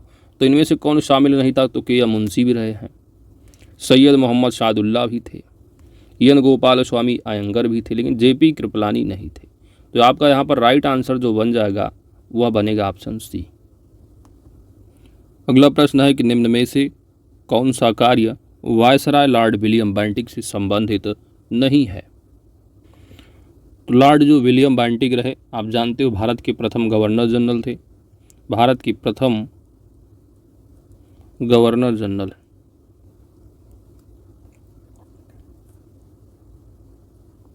तो भारत के प्रथम गवर्नर जनरल कौन थे, लॉर्ड विलियम बेंटिक। इनका जो कार्यकाल रहा वो 1828 से 1833 था। 1829 में इन्होंने सती प्रथा पर जो है रोक लगाई थी। 1829 में सती प्रथा पर रोक लगाई। 1830 में ठगी प्रथा पर 1830 में ठगी प्रथा पर रोक लगाई। साथ ही इन्होंने नरीबली प्रथा का भी अंत किया। तो पहला, दूसरा और तीसरा जो ABC दिया है बिल्कुल सही है बातें, लेकिन ऑप्शन डी दिया गया है व्यक्तिगत का सिद्धांत की शुरुआत किसने की। तो आप जानते हो ये लॉर्ड डलहौजी द्वारा की गई थी व्यक्तिगत के सिद्धांत की शुरुआत। लॉर्ड डलहौजी का है, ना कि लॉर्ड विलियम बेंटिक का। तो ये डलहौजी से संबंधित है। तो ऑप्शन डी यहाँ पर राइट आंसर बन जाएगा। नेक्स्ट है कि साइमन कमीशन का भारत आगमन किस वायसराय के कार्यकाल में हुआ। साइमन कमीशन का भारत आगमन किस वायसराय के कार्यकाल में हुआ था? यहाँ पर आपका राइट आंसर बनेगा ऑप्शन बी लॉर्ड इरविन। तो साइमन कमीशन का भारत में आगमन कब हुआ है? 1928 ईस्वी में। इस समय भारत में लॉर्ड इरविन वायसराय थे। साइमन कमीशन की जो नियुक्ति है वह 1919 के भारत शासन अधिनियम की व्यवहारिकता की जांच के लिए की गई थी, लेकिन इस आयोग में एक भी वायसराय भारतीय न होने के कारण इसका भारत में भारी विरोध हुआ और इस विरोध प्रदर्शन में पुलिस की लाठी लगने से लाला लाजपत राय की मृत्यु भी हो गई थी। तो ऑप्शन बी राइट आंसर है। अगला प्रश्न है कि निम्न कथनों पर आपको विचार करना है और बताना है कौन सा कथन सत्य है। पहला कथन दिया है कि वर्ष 1813 ईस्वी में भारत के व्यापार से ईस्ट इंडिया कंपनी का एक अधिकार समाप्त हो गया। तो पहला जो कथन बिल्कुल सही है कि चार्टर एक्ट जो रहा 1813 के प्रावधानों के अनुसार ईस्ट इंडिया कंपनी का भारत के व्यापार से एकाधिकार समाप्त कर दिया गया। ब्रिटिश कारखानों में कच्चे माल की बढ़ती मांग को देखते हुए भारत में कृषि का वाणिज्यीकरण भी कर दिया गया। तो दूसरा भी कथन आपका सत्य हो जाता है। तीसरा कथन है कि कार्ल मार्क्स ने कहा था कि बुनकरों की हड्डियों से भारत की भूमि भरी पड़ी है। तो ये कार्ल मार्क्स से नहीं कहा था, बल्कि किसने कहा था? विलियम बेंटिंक ने कहा था। ठीक है, तो लॉर्ड विलियम बेंटिंक ने कहा था ये। तो तीसरा कथन हो जाता है गलत। तो 1 और 2 सही होगा, यानी ऑप्शन ए राइट आंसर बन जाएगा। नेक्स्ट है कि अस्थायी बंदोबस्त व्यवस्था में भूमि का स्वामी किसे बनाया गया? स्थायी बंदोबस्त व्यवस्था में भूमि का स्वामी किसे बनाया गया? राइट आंसर बनेगा ऑप्शन ए जमींदार को। अस्थायी बंदोबस्त व्यवस्था लॉर्ड कॉर्नवालिस के द्वारा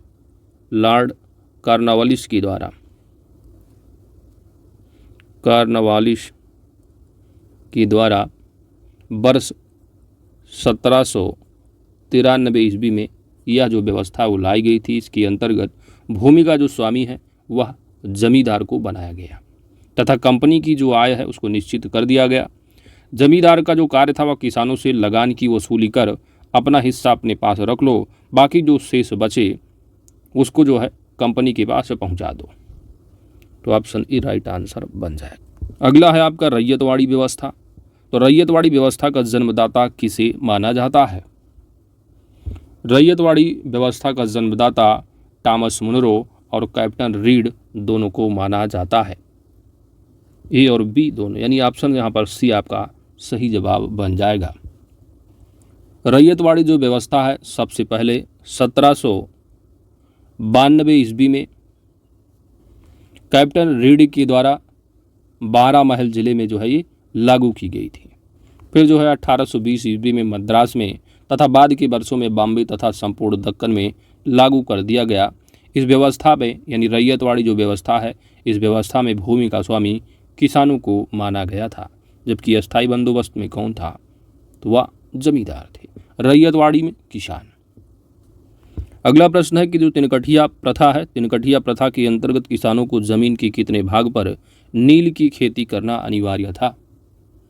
यहाँ पर आपका राइट आंसर बनेगा 3/20 भाग पर। ऑप्शन सी सही जवाब है।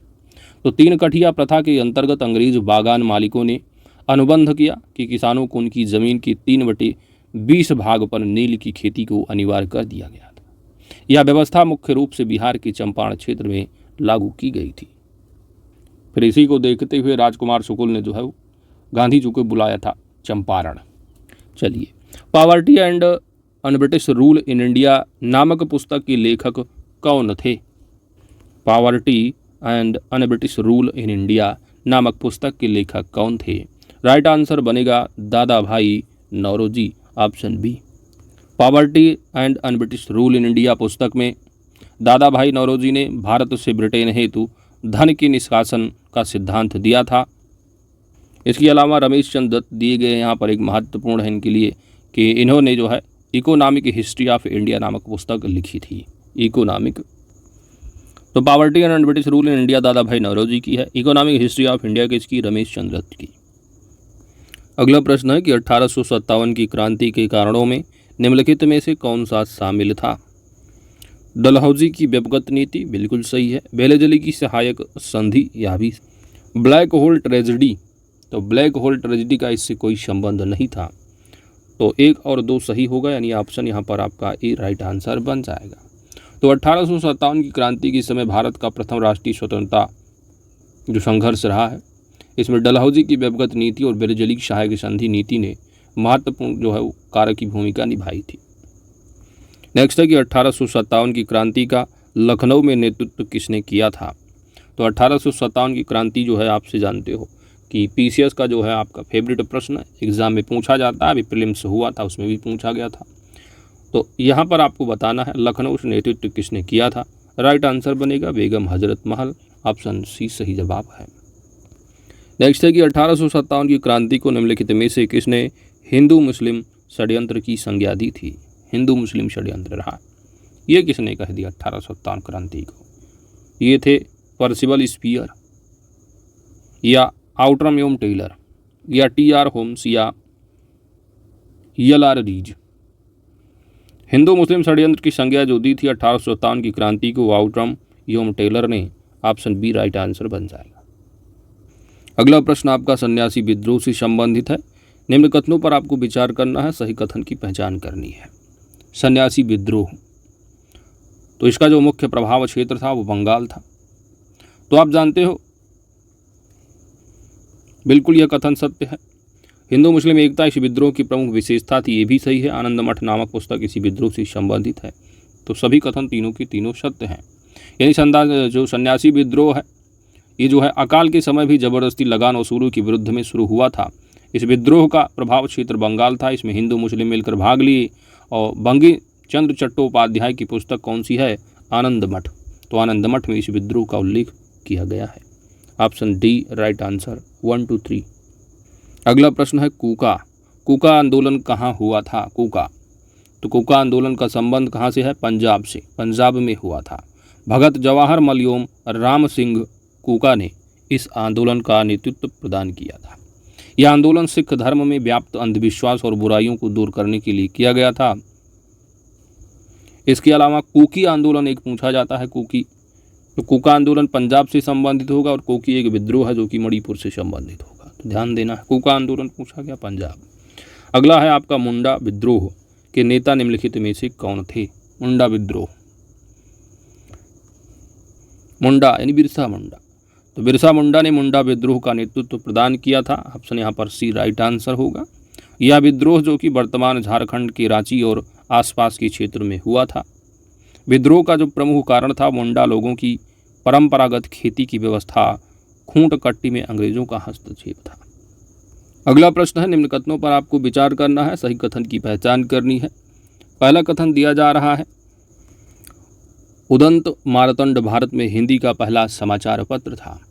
उदंत मारतंड कथन बिल्कुल सत्य है और इसका जो प्रकाशन है वह जिगुल किशोर ने किया था। उदंत मारतंड का भारत का पहला हिंदी समाचार यानी पहला जो समाचार पत्र है उदंत मारतंड हिंदी का, इसका प्रकाशन जुगल किशोर ने किया था। तो यह कथन भी सत्य हो जाता है। और इसका प्रकाशन जो है नागपुर से बताया जा रहा है, जो कि गलत होगा। नागपुर से नहीं बल्कि कहाँ से, कोलकाता, कलकत्ता से। तो कोलकाता से किया गया था। तो इसलिए ऑप्शन यहाँ पर तीसरा कथन गलत हो गया 1 2। ऑप्शन ए यहाँ पर राइट आंसर बन जाएगा। अगला प्रश्न है कि द वर्नाक्यूलर प्रेस एक्ट निम्न में से किस गवर्नर जनरल के द्वारा लाया गया था। Vernacular press act, right answer बन जाएगा यहाँ पर ऑप्शन बी लॉर्ड लिटन। तो भारत की स्थानीय भाषा में छपने वाले समाचार पत्रों के प्रतिबंध हेतु द वर्नाकुलर प्रेस एक्ट वर्ष 1878 ईस्वी में लॉर्ड लिटन के द्वारा लाया गया था और वहीं पर लॉर्ड रिपन के समय यह कानून वापस ले लिया गया था। तो लॉर्ड रिपन के समय 1882 में क्या है, इसको वापस ले लिया गया था। तो किस गवर्नर जनरल के द्वारा लाया गया था, लॉर्ड लिटन के द्वारा 1878 ईस्वी में। वहीं पर जो चार्ल्स मेडकॉफ रहे, इनको जो है भारतीय समाचार पत्रों का मुक्तिदाता कहा जाता है। भारतीय समाचार पत्रों का मुक्तिदाता। अगला प्रश्न है फोर्ट विलियम कॉलेज की स्थापना किसके द्वारा की गई थी। फोर्ट विलियम कॉलेज की स्थापना किसके द्वारा की गई थी। सही जवाब बनेगा option B Lord Wellesley. Lord Wellesley ने वर्ष 1800 ईस्वी में कंपनी के असैनिक अधिकारियों की शिक्षा के लिए फोर्ट विलियम कॉलेज की स्थापना की थी। अगला प्रश्न नंबर है 92। निम्न में से कौन सा प्रावधान चर्चित वुड्स डिस्पैच में शामिल नहीं था? कौन सा प्रावधान चर्चित वुड्स डिस्पैच में शामिल नहीं था? तो आप जानते हो वुड्स डिस्पैच को भारतीय शिक्षा का मैग्ना कार्टा कहा जाता है। इसमें लंदन विश्वविद्यालय की तर्ज पर कलकत्ता, बम्बई और मद्रास में विश्वविद्यालय खोले जाने का सुझाव दिया गया था। तो आइए देखते हैं। और डिस्पैच का संबंध यहाँ पर महिला शिक्षा से संबंधित, बात बिल्कुल सही है। शिक्षा का अंग्रेजी माध्यम था, ये भी सही। अखिल भारतीय स्तर पर भारत में शिक्षा की नियामक पद्धति थी, भी सही है। इलाहाबाद, पटना और बनारस में विश्वविद्यालय की स्थापना की बात की गई, तो इलाहाबाद नहीं, कोलकाता, बम्बई और मद्रास रहा है। कोलकाता, बम्बई और मद्रास रहा है। तो डी ऑप्शन यहाँ पर जो है वो गलत हो जाएगा। ऑप्शन डी सही जवाब बन जाएगा। बाकी सभी बातें सही है। अगला प्रश्न नंबर है 93। बंगाल विभाजन के विरोध में किस दिन को शोक दिवस के रूप में मनाया गया था? तो बंगाल डिवीजन कब का है? 16 अक्टूबर 1905 ईस्वी। ऑप्शन बी राइट आंसर बन जाएगा। तो ब्रिटिश सरकार ने जुलाई 1905 ईस्वी में बंगाल विभाजन की घोषणा की थी और 7 अगस्त 1905 को बंगाल विभाजन के विरोध में कलकत्ता टाउन में एक विशाल प्रदर्शन का आयोजन किया गया तथा स्वदेशी आंदोलन शुरू करने की घोषणा की गई। 6 अक्टूबर 1905 को बंगाल विभाजन के प्रभावी होने पर रक्षाबंधन दिवस के रूप में मनाया गया और 16 अक्टूबर 1905 ईस्वी को बंगाल विभाजन विधिवत रूप से लागू हुआ तथा आंदोलनकारियों द्वारा यह दिन शोक दिवस के रूप में मनाया गया। अगला प्रश्न नंबर है 94। कांग्रेस के लिए समर्थन प्राप्त करने के उद्देश्य से जुलाई 1889 ईस्वी में लंदन में किसकी अध्यक्षता में ब्रिटिश कमेटी ऑफ इंडिया की स्थापना की गई थी? यहाँ पर आपका राइट आंसर बनेगा ऑप्शन बी विलियम डिग्बी। तो कांग्रेस के लिए समर्थन प्राप्त करने के उद्देश्य से जुलाई 1889 ईस्वी में लंदन में विलियम डिग्बी की अध्यक्षता में ब्रिटिश कमेटी ऑफ इंडिया की स्थापना की गई थी। यह इंडिया नेशनल कांग्रेस की ही एक समिति थी। इस समिति ने भारतीय मामलों से अंग्रेजों को अवगत कराने के उद्देश्य से इंडिया नामक साप्ताहिक पत्र भी निकाला था। अगला प्रश्न है निम्नलिखित में से किसने 1888 ईस्वी में संयुक्त भारतीय राजभक्त सभा का निर्माण किया था? संयुक्त भारतीय राजभक्त सभा का निर्माण 1888 में किसने किया था? राइट आंसर बनेगा सर सैयद अहमद खां। तो 1888 ईस्वी में सर सैयद अहमद खान ने एक संयुक्त भारतीय राजभक्त सभा यानी यूनाइटेड इंडिया पैट्रियोटिक एसोसिएशन का निर्माण किया। इस सभा का जो उद्देश्य था वह कांग्रेस के प्रचार को निष्फल करना था और लोगों को कांग्रेस से दूर रखना था। अगला है कि निम्नलिखित में से कौन एक सही सुमेलित नहीं है? कांग्रेस अधिवेशन दिए हैं, उनकी अध्यक्षता कौन किया बताया गया है। कानपुर में 1925 में अध्यक्षता सरोजिनी नायडू के द्वारा, बिल्कुल सही है। उसके पहले 1924 में बेलगाम की अध्यक्षता बापूजी ने की थी, यानी महात्मा गांधी जी होना चाहिए था, तो ये तो गलत हो गया। यहाँ पर होना चाहिए था महात्मा गांधी। कराची का अधिवेशन 1931 की अध्यक्षता वल्लभ भाई पटेल ने की, बात बिल्कुल सही है। हरिपुरा 1938 का सुभाष चंद्र बोस। तो यहाँ पर कौन सा सुमेलित नहीं, यानी बी ऑप्शन यहाँ पर सही जवाब बन जाएगा। अगला प्रश्न है कि निम्नलिखित में से कौन एक नेता गर्मपंथी नहीं था? तो गर्म दल वाले कौन थे? लाल बाल गंगाधर तिलक होंगे। ऊधम मचाए थे ऊधम सिंह हो जाएंगे, मदन लाल रहे हैं। वहीं पर गोपाल कृष्ण गोखले जो है ये उदारवादी रहे, नरमपंथी नेता। तो यहाँ पर कौन नहीं थे, यानी ऑप्शन आपका डी राइट आंसर बन जाएगा। अगला प्रश्न है कि निम्नलिखित में से किसे भारतीय अशांति के जनक के रूप में जाना जाता है? और यहाँ पर आपका राइट आंसर बनेगा बाल गंगाधर तिलक। ऑप्शन यहाँ पर ए सही जवाब है। भारतीय अशांति के जनक किसने कहा था बाल गंगाधर तिलक को? ये थे सर वैलेंटाइन सिरोल। ठीक है, किसने कहा था, पूछा भी जाता है अक्सर एग्जाम में। तो सर वैलेंटाइन सिरोल ने कहा था। तो सर वैलेंटाइन सिरोल ने भारतीय शांति के जनक के रूप में किसको कहा था? बाल गंगाधर तिलक को। बाल गंगाधर तिलक सेवा और बलिदान में विश्वास करते थे तथा उन्हें कई बार सरकार को चुनौती दी थी। तो बाल गंगाधर तिलक को गरम दल का गिना जाता है। ठीक है, तो लाल बाल पाल उग्रवादी बेसिकली रहे। ठीक है, आज़ादी हमको बिल्कुल लड़के मिलने। अगला है आपका 1908 के अलीपुर षड्यंत्र मामले में सरकारी गवाह बनकर कौन गए थे? तो यह थे नरेंद्र गोसाई। ऑप्शन यहाँ पर ए सही जवाब बन जाएगा। अलीपुर षड्यंत्र मामला 1908 का है और इसमें अरविंद घोष और वरिंद्र घोष सहित 39 लोग जो है अवैध हथियार रखने के आरोप में गिरफ्तार हुए थे, जिनमें से 17 लोगों को सज़ा सुनाई गई थी और इस मामले में नरेंद्र गोसाई सरकारी गवाह बनकर गए थे। बाद में कन्हाई लाल दत्त और सत्येंद्र बोस ने जेल में नरेंद्र गोसाई की गोली मारकर हत्या कर दी थी। रामप्रसाद बिस्मिल, अशफाक उल्ला, रोशनलाल और राजेंद्र लाहिड़ी को किस केस में फांसी की सजा सुनाई गई थी? और यहाँ पर आपका राइट आंसर बनेगा ऑप्शन बी, काकोरी कांड जो रहा है। अब तो उत्तर प्रदेश सरकार के द्वारा यानी योगी जी के द्वारा इसका नाम जो है काकोरी ट्रेन एक्शन कर दिया गया है, आप जानते हो। और ये जो घटना है, जो ट्रेन एक्शन हुआ था, कब हुआ था? तो 9 अगस्त 1925 को। तो 9 अगस्त 1925 को उत्तर रेलवे की लखनऊ सहारनपुर संभाग के काकोरी नामक स्थान पर 8 down Saharanpur Lucknow passenger train पर डकैती डालकर सरकारी खजाने को लूटा गया। तो अब तो ये एक्शन के रूप में जाना जाएगा। ये घटना काकोरी ट्रेन एक्शन के नाम से जानी जाती है, काकोरी कांड के नाम से जानी जाती है। इस घटना में 29 क्रांतिकारियों को गिरफ्तार किया गया, जिसमें कि रामप्रसाद बिस्मिल, अशफाक उल्ला, रोशनलाल एवं राजेंद्र लाहिड़ी को जो है फांसी की सजा सुनाई गई थी, जबकि जो चंद्रशेखर आज़ाद रहे वो बचकर निकल गए थे। अगला प्रश्न नंबर है 108। तो 101 पूना की प्लेग कमेटी के अध्यक्ष रैंड और लेफ्टिनेंट आयर्स्ट की हत्या किसने की थी? राइट आंसर बन जाएगा ऑप्शन बी, चापेकर बंधु। पूना की प्लेग कमेटी के अध्यक्ष रैंड और लेफ्टिनेंट आयर्स्ट की हत्या किसने की? चापेकर बंधुओं ने की थी। जून 1897 में चापेकर बंधुओं कौन? दामोदर हरि चापेकर और बालकृष्ण हरि चापेकर और वासुदेव हरि चापेकर ने पूना की प्लेग कमेटी के अध्यक्ष रैंड और लेफ्टिनेंट आयर्स्ट की हत्या की थी।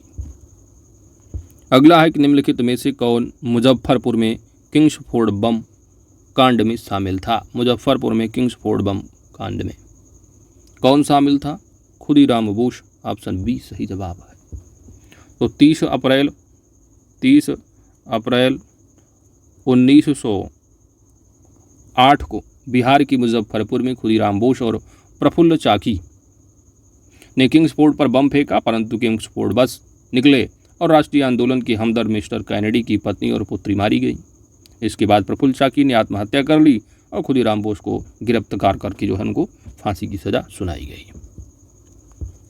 निम्नलिखित में से किसने निष्क्रिय विरोध के सिद्धांत का प्रतिपादन किया? निष्क्रिय विरोध की सिद्धांत का प्रतिपादन। राइट आंसर बन जाएगा अरविंद घोष। निष्क्रिय विरोध के निष्पादन जो सिद्धांत है, निष्क्रिय विरोध का सिद्धांत का प्रतिपादन अरविंद घोष ने अपनी पुस्तक किसमें किया था? तो इनकी पुस्तक जो कौन सी है? वंदे मातरम। तो वंदे मातरम पुस्तक में जो है उन्होंने उल्लेख किया। अगला प्रश्न है केशव बलिराम हेडगेवार ने कब राष्ट्रीय स्वयंसेवक संघ की स्थापना की थी? और यहाँ पर आपका राइट आंसर बन जाएगा 27 सितंबर 1925 को। ऑप्शन यहाँ पर आपका बी सही जवाब है। और इसका जो मुख्यालय है आरएसएस का आप जानते हो नागपुर महाराष्ट्र है। नेक्स्ट है निम्नलिखित में से कौन हिंदुस्तान रिपब्लिक एसोसिएशन का सदस्य नहीं था? हिंदुस्तान रिपब्लिक एसोसिएशन एचआरए का भगत सिंह रहे हैं, चंद्रशेखर आज़ाद रहे, रामप्रसाद बिस्मिल भी इसमें रहे हैं, जबकि जो शिव वर्मा है ये नहीं थे। ये एचआरए के नहीं थे, ये एचएसआरए के थे। ये एचएसआरए के थे, ना कि एचआरए की। HSRA यानी हिंदुस्तान सोशलिस्ट रिपब्लिकन एसोसिएशन की तरफ से बने थे, ना कि HRA की, हिंदुस्तान रिपब्लिक एसोसिएशन। तो ऑप्शन डी सही जवाब है। निम्नलिखित में से कौन सा युग्म सही सुमेलित नहीं है?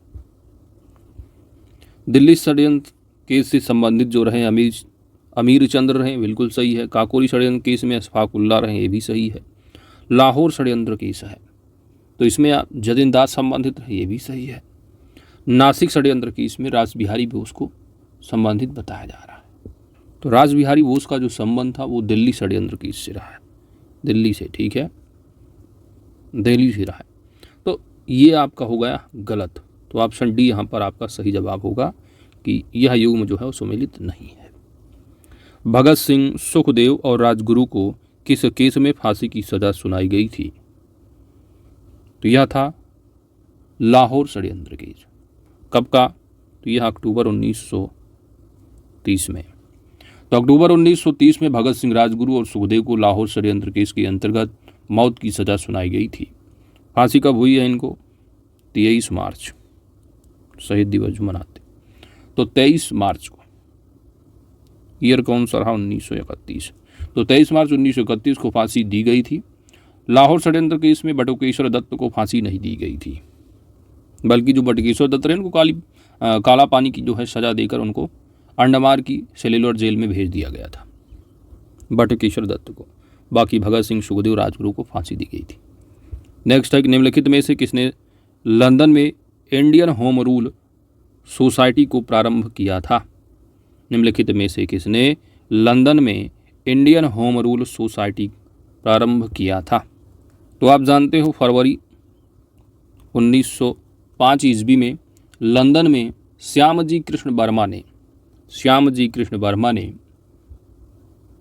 भारत में स्वशासन की प्राप्ति के उद्देश्य से इंडियन होम रूल सोसाइटी की स्थापना की थी। कहाँ? लंदन में। किसने? श्यामजी कृष्ण वर्मा ने। इस सोसाइटी द्वारा ही लंदन में इंडिया हाउस की स्थापना की थी। इस सोसाइटी द्वारा एक समाचार पत्र द इंडियन सोशियोलॉजिस्ट का प्रकाशन भी किया गया था। तो ऑप्शन डी राइट आंसर है। अगला प्रश्न नंबर 109 नंबर है और ये क्रोनोलॉजी से संबंधित तो प्रश्न है, ईयर है, और आपको यहाँ पर ईयर वाइज आपको बताना है कौन सा पहले फिर बाद में। जैसे कि पहला दिया है मेरठ षड्यंत्र केस है, तो मेरठ षड्यंत्र केस कब का है? 1929 का है, ठीक है, 1929 है। हिंदुस्तान सोशलिस्ट रिपब्लिकन एसोसिएशन का गठन कब हुआ है? ये जानते हो 1928 में।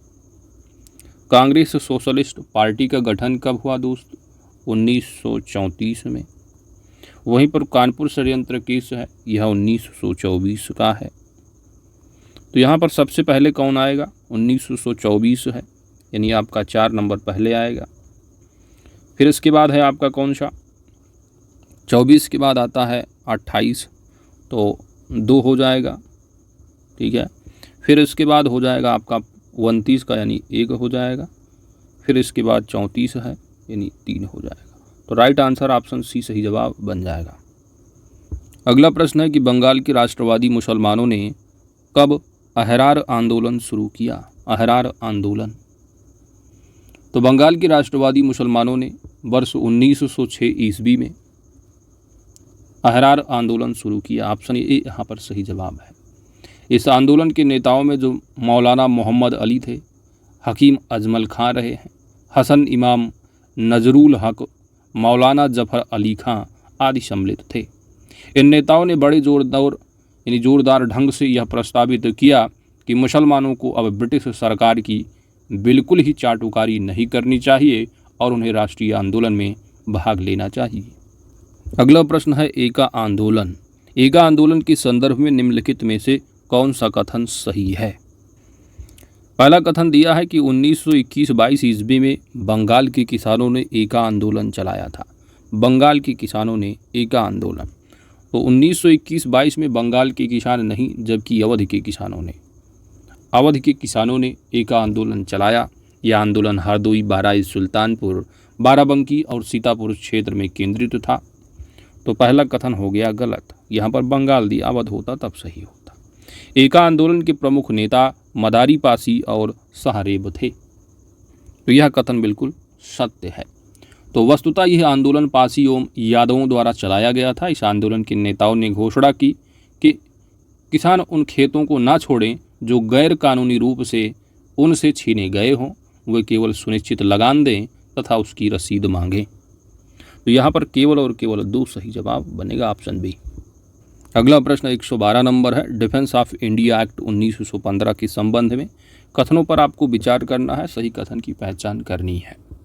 डिफेंस ऑफ इंडिया एक्ट 1915 के संबंध में पहला दिया गया है कि इस अधिनियम का मुख्य उद्देश्य प्रथम विश्व युद्ध के दौरान और उसके बाद भारतीय स्वतंत्रता आंदोलन के राष्ट्रवादी और क्रांतिकारी गतिविधियों को रोकने का था। इस अधिनियम ने स्थानीय सरकार को परीक्षणों के लिए 3 आयुक्तों को नियुक्त करने की शक्तियां दी, जो उच्च न्यायालय के न्यायाधीशों के पद से नीचे हो सकते हैं। तो दोनों की दोनों जो बातें हैं बिल्कुल सत्य हैं। ऑप्शन यहाँ पर आपका सी राइट आंसर बन जाएगा। तो सी आपका सही जवाब है। तो भारत का रक्षा अधिनियम 1915 एक आपातकालीन आपराधिक कानून था, जिसे 1915 में भारत के गवर्नर जनरल द्वारा प्रथम विश्व युद्ध के दौरान और उसके राष्ट्रवादी और क्रांतिकारी गतिविधियों के रोकने के इरादे से लागू किया गया था। इस अधिनियम को पहली बार 1915 की असफल जो गदर षड्यंत्र रहा, उसके बाद लाहौर षड्यंत्र के परीक्षणों के दौरान जो है लागू किया गया था और पंजाब में गदर आंदोलन और बंगाल में अनुशीलन समिति को कुचलने में महत्वपूर्ण भूमिका भी निभाई थी। अगला है निम्नलिखित घटनाओं को उनकी घटना के कालानुक्रमिक क्रम में व्यवस्थित करना, यानी क्रोनोलॉजी है। अलीपुर बम षड्यंत्र किस दिया है, तो यह कब का है, 1908 से संबंधित होगा। वहीं पर चटगांव शस्त्रागार छापा का है, तो ये कब का है, तो ये आपका 18 अप्रैल 1930 का पड़ेगा, 18 अप्रैल 1930। काकोरी ट्रेन एक्शन डकैती कांड है, यानी काकोरी ट्रेन डकैती कांड है, तो ये 9 अगस्त 1925 का है। वहीं पर डलहौजी स्क्वायर बम कांड है, यह अब कब का है, तो डलहौजी स्क्वायर बम कांड 25 अगस्त 1930 का है, जबकि ये 18 अप्रैल है, ठीक है, और ये 25 अगस्त है। तो यहाँ पर भी क्या है, थोड़ा ध्यान देना है। दिल्ली लाहौर षड्यंत्र कब का है, तो ये आपका 1912 का है।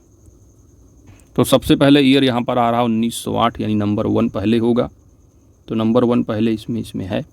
इसके बाद आप देख लो 1908 के बाद क्या आता है, 12 आता है, यानी 5 होगा, 5 यहाँ पर भी है, यहाँ पर भी है। फिर उसके बाद 12 के बाद आएगा आपका 25, यानी 3 होगा। इसके बाद है आपका 18 अप्रैल और 25 अगस्त, तो 18 अप्रैल पहले आएगा 1930 का, यानी दूसरा नंबर पहले आ जाएगा। फिर चौथा हो जाएगा 25 अगस्त 1930 का, यानी ऑप्शन यहाँ पर आपका सी राइट आंसर बन जाएगा। आगे बढ़ते हैं।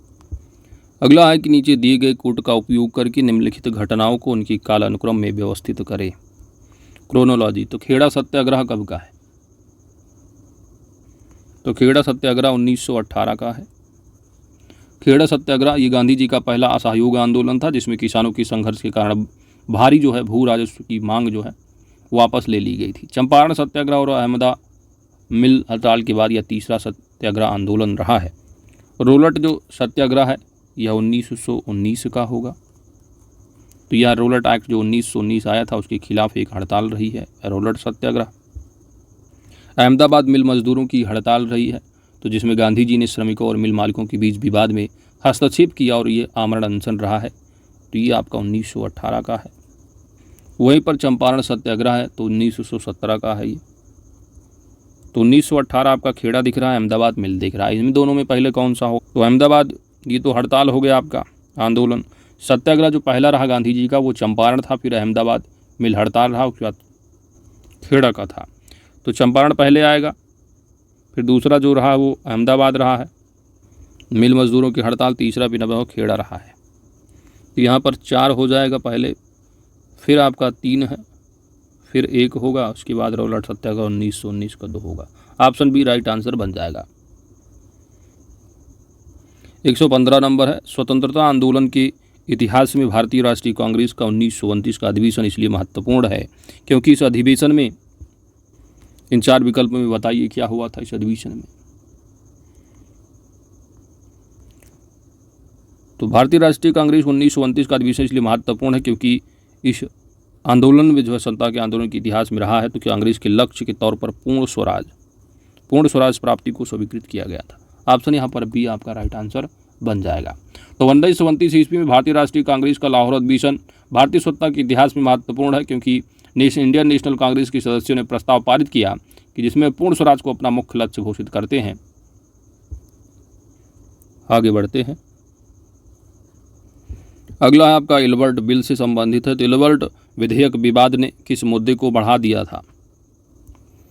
इलबर्ट बिल विवाद ने किस मुद्दे को बढ़ावा दिया था? यहाँ पर आपका सही जवाब आपको बताना है, कथन दिए गए हैं, कौन सा कथन सही होगा। पहला है कि भारतीय और यूरोपीय लोगों के मध्य जो है नस्लीय भेदभाव किया। तो इलबर्ट बिल आप जानते हो कब का है? 1883 से संबंधित होगा, 1883। तो इलबर्ट ने 1883 में न्यायपालिका में इस भेदभाव को समाप्त करने हेतु एक विधेयक पेश किया था, लेकिन यूरोपीय लोगों ने इस विधेयक का कड़ा विरोध किया था। कानून की प्रणाली के अनुसार एक यूरोपीय न्यायाधीश या यूरोपीय मजिस्ट्रेट द्वारा ही किसी यूरोप पर विचार किया जा सकता है। अयोग्यता न्यायपूर्ण थी और इसी न्यायपालिका के भारत में जन्मे सदस्यों पर अनावश्यक अवज्ञा और अपमान करने का प्रयास किया गया था। तो राइट आंसर यहाँ पर आपका ए सही जवाब बनेगा। केवल और केवल एक ही सही जवाब है। अगला प्रश्न नंबर है 117 कि निम्नलिखित में से कौन एक जवाहरलाल नेहरू का जीवनीकार है? जवाहरलाल नेहरू का जीवनीकार फ्रैंक मोरिस। ऑप्शन यहाँ पर ए सही जवाब बन जाएगा। फ्रैंक मोरिस का जन्म 1907 ईस्वी में बॉम्बे में हुआ था। एक कैथोलिक सिविल इंजीनियर के बेटे फ्रैंक मोरिस स्वतंत्रता के बाद भारत के कई प्रमुख समाचार पत्रों की संपादक थे, जिनमें जो है द इंडियन एक्सप्रेस भी शामिल था। अगला प्रश्न है आपका 118 नंबर। कथन दिया, कौन सा कथन सत्य दिया है? खिलाफत आंदोलन को मोहम्मद अली जिन्नाह द्वारा प्रारंभ किया गया था। तो जो खिलाफत मूवमेंट रहा है, इसके जो अली बंधु रहे हैं, दैट इज शौकत अली और मोहम्मद अली, इनको जो है जाता है इसका श्रेय, ना कि मोहम्मद अली जिन्ना को। ठीक है, तो ये हो गया गलत आपका। अली बंधु रहे हैं, शौकत अली और मोहम्मद अली। इस आंदोलन में पुनः हिंदू मुस्लिम के बीच की दूरी को बढ़ा दिया था। बात बिल्कुल गलत है। इस आंदोलन का जो है कांग्रेस सहित महात्मा गांधी ने समर्थन किया था, जिसमें हिंदू मुस्लिम एकता में वृद्धि हुई थी। तो दूसरा कथन भी हो गया गलत। तो ना तो एक सही है, ना ही दो सही है, यानी दोनों कथन क्या है आपकी गलत होंगे, यानी ऑप्शन डी आपका राइट आंसर बन जाएगा। नेक्स्ट है कि निम्नलिखित कथनों में से कौन सा कथन असत्य है? असत्य। तो ये सत्य असत्य कौन सा सही नहीं है, ये सब ध्यान से पढ़, यानी कौन सा गलत है कथन। पहला दिया है कि साइमन कमीशन का गठन 1927 ईस्वी में किया गया था। तो यह कथन तो सत्य है कि साइमन कमीशन का गठन 1987 में किया गया था। इसके गठन का मुख्य उद्देश्य भारत में जो संवैधानिक सुधार रहा उसके बारे में अध्ययन करना था। साइमन कमीशन के गठन का उद्देश्य भारत से ब्रिटिश को प्राप्त राजस्व के संबंध में एक रिपोर्ट तैयार करवाना था। तो इसका उद्देश्य यह हो गया गलत, क्योंकि उद्देश्य क्या था? संवैधानिक सुधार के बारे में अध्ययन करना। तो कौन सा कथन असत्य है, यही पूछा है, यानी ऑप्शन यहाँ पर आपका बी सही जवाब बन जाएगा। केवल और केवल दो, पहला सही है। तो भारत कब आया साइमन कमीशन? आप जानते हो 1928 में। निम्नलिखित में से कौन सा सुमेलित नहीं है? यानी कांग्रेस अधिवेशन की अध्यक्षता की अगर बात की जाए, बंगाल डिवीजन के समय गोपाल कृष्ण गोखले रहे हैं, बिल्कुल सही है। 1906 का जो कलकत्ता का रहा है, 1905 तो बनारस रहा है, 1900 में कलकत्ता में जो अधिवेशन रहा वो दादा भाई नौरोजी रहे, ये भी सही है। 1907 का, तो 1907 का कांग्रेस अधिवेशन जो है वो आपका सूरत में संपन्न हुआ था, और इसकी जो अध्यक्षता की थी वह रास बिहारी बोस ने की थी। ठीक है, इसके बाद आपका 1910 का है, विलियम बेडनबर्ग ने किया था। तो 1910 का आपका इलाहाबाद में हुआ था, तो ये भी सही है। 1907 का रास बिहारी घोष, अच्छा यहाँ पर बोस लिखा हुआ है, ठीक है, तो इसलिए ये गलत होगा। ऑप्शन है आपका यहाँ पर सी सही जवाब बन जाएगा। यहाँ पर घोष होता तब सही होता, यहाँ पर बोस लिख दिया है ना, इस तरह बना दिया इन्होंने प्रश्न। तो 1907 का आप जानते हैं सूरत में रास बिहारी घोष का रहा, ना कि बोस। ठीक है, तो घोष होना चाहिए था, इसलिए गलत हो गया। और मद्रास का भी 1908 का रास बिहारी घोष ने ही अध्यक्षता की थी। तो यहाँ पर सुमेलित नहीं है, रास बिहारी बोस की जगह घोष होता तब सही हो जाता। तो ऑप्शन सी यहाँ पर सही जवाब है। चलिए अगला प्रश्न है आपका 121। 1916 के लखनऊ अधिवेशन में कौन से प्रमुख समझौते संपन्न हुए थे? तो लखनऊ का जो कांग्रेस अधिवेशन रहा है 1916 का, इसकी अध्यक्षता किसने की थी? अक्सर एग्जाम में पूछ भी लिया जाता है। तो AC मजूमदार यानी अंबिका चरण मजूमदार की अध्यक्षता में 1916 में जो है कांग्रेस का वार्षिक सम्मेलन हुआ था। 2 महत्वपूर्ण घटनाएं घटी थी इस सम्मेलन में। पहला ये था कि जो 1907 में सूरत अधिवेशन रहा है उसमें कांग्रेस से बाहर कर दिए गए जो उग्रवादी यानी जो गर्मपंथी रहे उनको जो है पुनः कांग्रेस में क्या है फिर से शामिल कर लिया गया। तो एक तो 1907 में अलग हुए थे गरम दल नरम दल, तो जो उग्रवादी रहे गरम पंथियों को पुनः जो है कांग्रेस में प्रवेश दिया गया 1916 में। तो एक घटना घटी यानी उग्रवादियों को कांग्रेस में शामिल करना। कांग्रेस और मुस्लिम लीग के बीच समझौता हुआ। तो कांग्रेस और मुस्लिम लीग के बीच एक ऐतिहासिक समझौता लखनऊ में संपन्न हुआ जिसे कांग्रेस लीग योजना और लखनऊ पैक्ट के नाम से जानते हो। ठीक है, तो यहाँ पर दोनों का दोनों बातें बिल्कुल सही हैं। ऑप्शन सी राइट आंसर है। नेक्स्ट, मुस्लिम लीग की स्थापना किसके नेतृत्व में की गई थी? मुस्लिम लीग की स्थापना किसके नेतृत्व में की गई थी? यहाँ पर नेतृत्व पूछा गया है और राइट आंसर बन जाएगा ऑप्शन बी, नवाब सलीमुल्लाह, ऑप्शन बी। तो आप जानते हो अखिल भारतीय जो मुस्लिम लीग की स्थापना है वह वर्ष 1906 ईस्वी में 30 दिसंबर 1906 ईस्वी में कहाँ? ढाका यानी बांग्लादेश में आयोजित एक बैठक जो है दौरान जो है नवाब सलीमुल्लाह के नेतृत्व में अखिल भारतीय मुस्लिम लीग की स्थापना की गई। इसके जो पहले अध्यक्ष थे वो थे वकार उल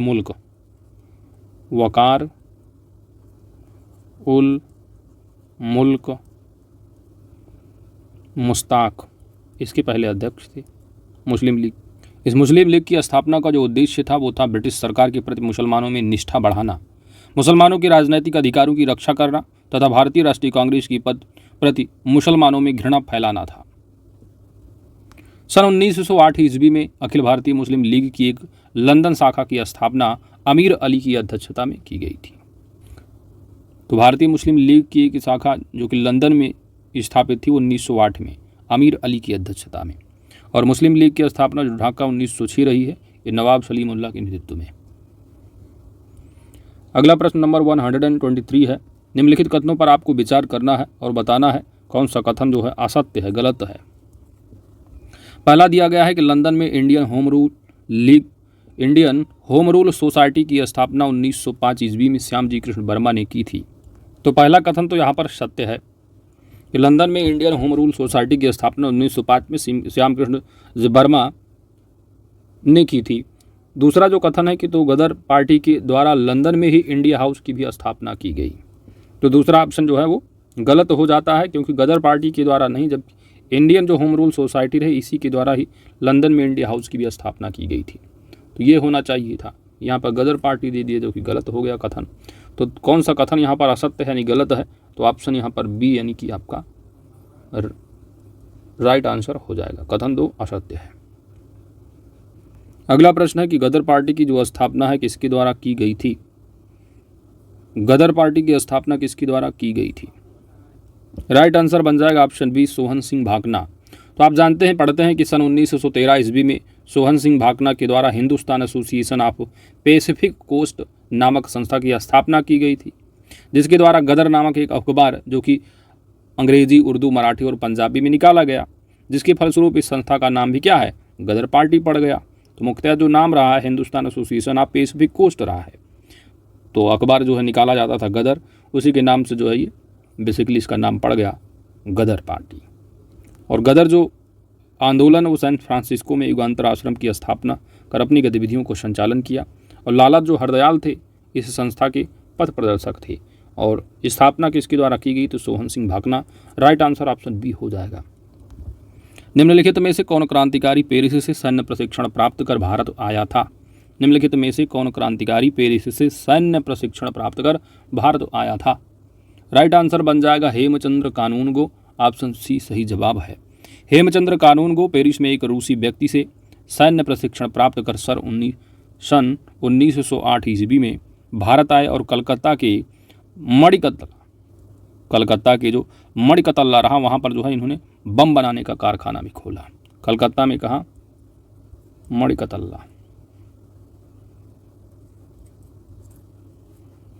तो हेमचंद्र कानून को कलकत्ता में जो है मड़कतल्ला जगह पे जो है क्या है बम बनाने कारखाना भी खोला 1908 ईस्वी में।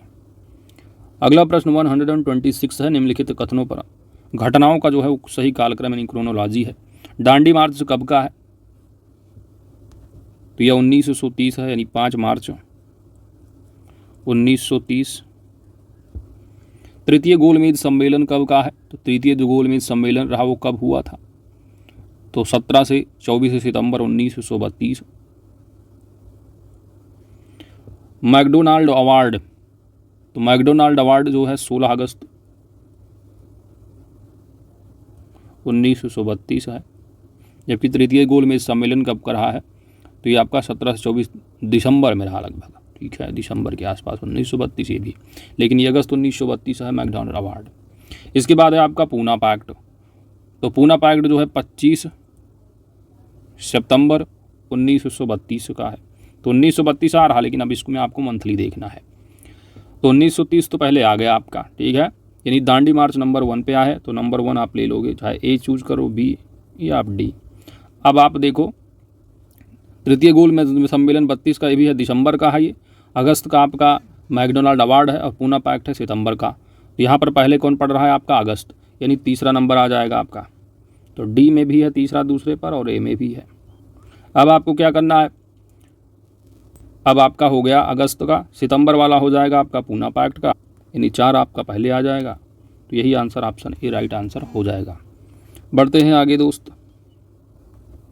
निम्नलिखित में से किसके द्वारा all India anti untouchability league की गई थी? स्थापित किसके द्वारा? All India anti untouchability league किसके द्वारा स्थापित की गई थी? और यहाँ पर आपका राइट आंसर बन जाएगा महात्मा गांधी द्वारा। ऑप्शन ए यहाँ पर राइट आंसर होगा। कब की गई थी स्थापना? तो वर्ष 1932 1932 ईस्वी में महात्मा गांधी जी के द्वारा all India anti untouchability league की स्थापना की गई थी। और इसी को जो है बाद में क्या है हरिजन सेवक संघ के नाम से पुकारा जाने लगा। हरिजन, आप ये भी पूछ लिया जाता है कि हरिजन सेवक संघ, तो हरिजन सेवक संघ पूछा जाए, all India anti untouchability league पूछा जाए, इसकी स्थापनाकर्ता कौन रहे हैं? तो ये महात्मा गांधी रहे हैं, 1932 में स्थापित किया गया था। और all India anti untouchability league की अगर पूछा जाता है कि संस्थापक सचिव कौन रहे हैं, तो इसके रहे हैं अमृतलाल ठक्कर, जिसको कि आप ठक्कर बापा के नाम से भी जानते हो। ठक्कर बापा या अमृतलाल ठक्कर इसके संस्थापक सचिव थे। जबकि संस्थापक अध्यक्ष अगर पूछा जाए तो अध्यक्ष जो थे वो घनश्याम दास बिड़ला थे। स्थापना किसके द्वारा की गई थी? महात्मा गांधी के द्वारा। संस्थापक अध्यक्ष कौन? घनश्याम दास बिड़ला। अमृतलाल ठक्कर बापा संस्थापक सचिव थे।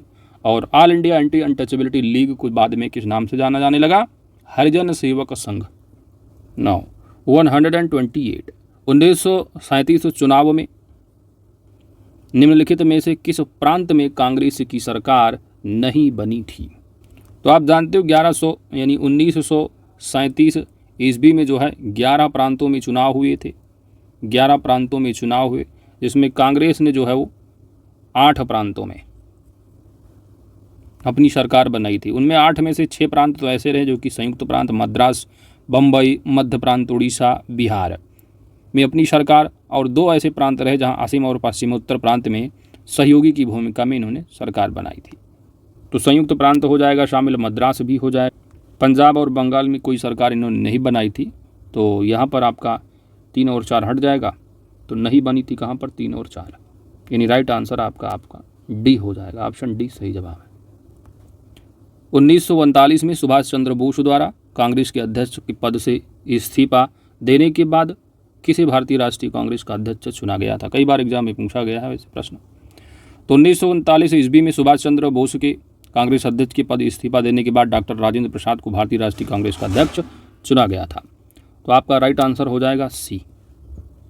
और जब कांग्रेस से इस्तीफा दे दिए सुभाष चंद्र बोस अध्यक्ष पद से, तो उसके बाद इन्होंने फॉरवर्ड ब्लॉक की स्थापना जो है की थी।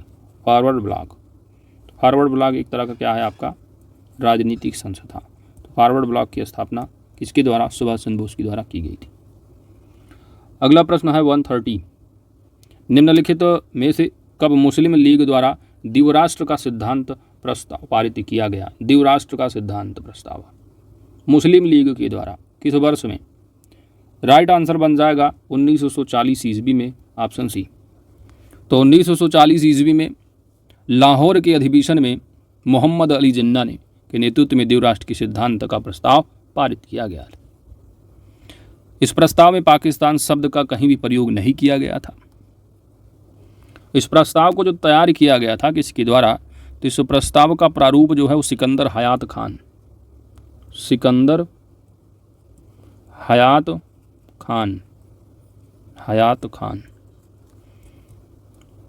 ने जो है तैयार किया था।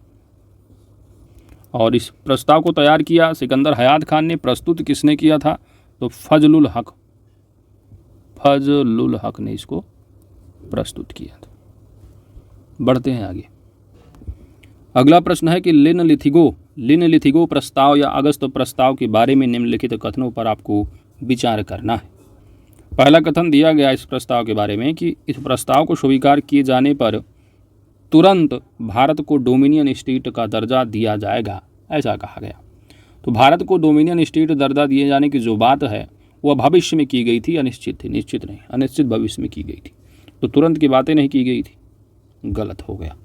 वायसराय की कार्यकारिणी में सभी सदस्य भारतीय होंगे। तो वायसराय की कार्यकारिणी में इस प्रस्ताव में जो है कहा गया था कि जो प्रधान सेनापति है वो भारतीय नहीं होगा। तो यह कथन भी क्या है? अपने आप में गलत हो गया, क्योंकि अनिश्चित भविष्य यानी तुरंत बाद भारत को डोमिनियन स्टेट की बातें नहीं की गई। अनिश्चित भविष्य के मुद्दे को लेकर ही भारतीयों के द्वारा इसे क्या है? अस्वीकार कर दिया गया था। तो दोनों बातें बिल्कुल अपने आप में गलत हैं, असत्य हैं। ऑप्शन डी सही जवाब बन जाएगा।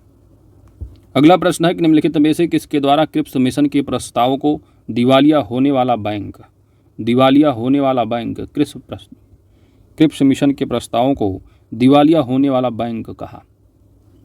किसने कहा ऐसा? यहाँ पर राइट आंसर हो जाएगा जवाहरलाल नेहरू, ऑप्शन बी। जवाहरलाल नेहरू द्वारा क्रिप्स मिशन के प्रस्तावों को दिवालिया होने वाला बैंक कहा। क्रिप्स मिशन के प्रस्ताव के विषय में अन्य भी कथन है, जैसे कि गांधी जी ने कहा था कि उत्तर दिनांकित चेक। तो गांधी जी ने क्या कहा था? उत्तर दिनांकित चेक, पोस्ट डेटेड चेक है, ठीक है। तो गांधी जी ने कहा था ये क्रिप्स प्रस्ताव को। पट्टाभी सीतारामैया भी बोले थे कि ये जो प्रस्ताव है ना, यह परिवर्धित संस्करण मात्र है। जबकि ये चक्रवर्ती राजगोपालाचारी भी संबंधित रहे। इन्होंने जो है मद्रास जो लेजिस्लेटिव काउंसिल रही उसमें जो है क्रिप्स मिशन के प्रस्ताव को स्वीकार करने के लिए एक प्रस्ताव पेश किया था इन्होंने।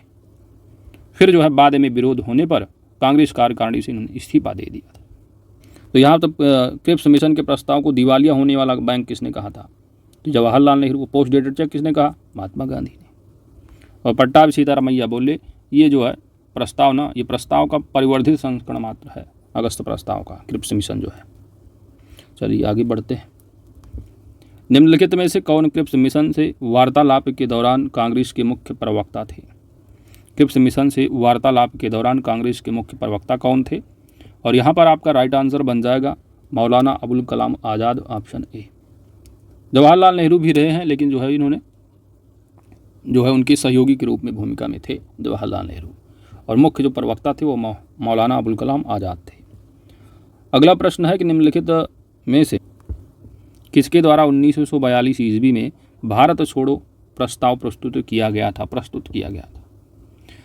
तो वर्ष 1942 ईस्वी में बम्बई के ग्वालिया टैंक में, बम्बई के जो ग्वालिया टैंक मैदान है, इसमें कांग्रेस का अधिवेशन हुआ और वहाँ पर जवाहरलाल नेहरू के द्वारा भारत छोड़ो प्रस्ताव, ऑप्शन यहाँ डी आपका सही जवाब है।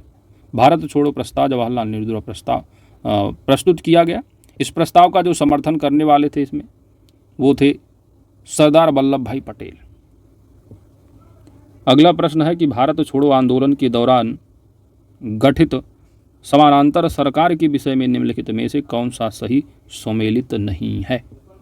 तो समानांतर सरकार का गठन जो बलिया में है चित्तू पांडे के द्वारा किया गया था। तो पहला कथन तो कई बार एग्जाम में पूछा गया है आपसे, बार बार फैक्ट वन लाइनर में। तो ये कथन बिल्कुल सत्य है। पहला यहाँ पर पूछा क्या है, यानी गलत, यानी सम्मिलित नहीं है। सतारा में किसके द्वारा? BI चौहान द्वारा, ये भी सही है। अगला है कि जो तामलुक राय मातंगिनी हजारा के द्वारा, यह मिदनापुर में है तामलुक नामक स्थान, और यहाँ पर जो है सतीश सावंत के नेतृत्व में, सतीश सावंत के नेतृत्व में समानांतर सरकार का गठन किया गया था। समानांतर सरकार को एक अन्य नाम से भी आप जानोगे, दैट इज जातीय सरकार, जातीय सरकार भी कहा जाता था। तो बलिया में चित्तू पांडे, सतारा में BY चौहान, तामलुक में जो है सतीश सावंत, तो सतीश सावंत के द्वारा। तो यहाँ पर गलत कौन सा था? तीसरा, यानी केवल 3। ऑप्शन यहाँ C सही जवाब है। नेक्स्ट है निम्नलिखित का सही काला अनुक्रम यानी क्रोनोलॉजी आपको बताना। क्रोनोलॉजी के पहले समझिए आप। चलिए, CR फार्मूला, तो ये 1944 का है, ठीक है, 10 जुलाई 1944। लियाकत अली देसाई पैक्ट, ये कब का है आपका? अप्रैल 1945 का है। बेबल योजना कब की है? 14 जून 1945। तो मिलान कर लो भाई, मिलान तो बिल्कुल दिया सही है अपने आप में। CR फार्मूला 44 का है, तो 1 पहले आ गया। दूसरा लियाकत अली अप्रैल 1945 का है, और ये जून का है, तो अप्रैल मई जून बाद में आएगा, अप्रैल पहले। तो 1 2 3 ऑप्शन यहाँ पर ये सही जवाब हो जाएगा। नेक्स्ट है कि 1945 में हुआ जो शिमला समझौता रहा है, तो सम्मेलन निम्नलिखित में से किसने भाग नहीं लिया था शिमला समझौता में? तो 1945 में शिमला सम्मेलन में हिंदू महासभा को वायसराय द्वारा भाग लेने की अनुमति नहीं दी गई थी। हिंदू महासभा को,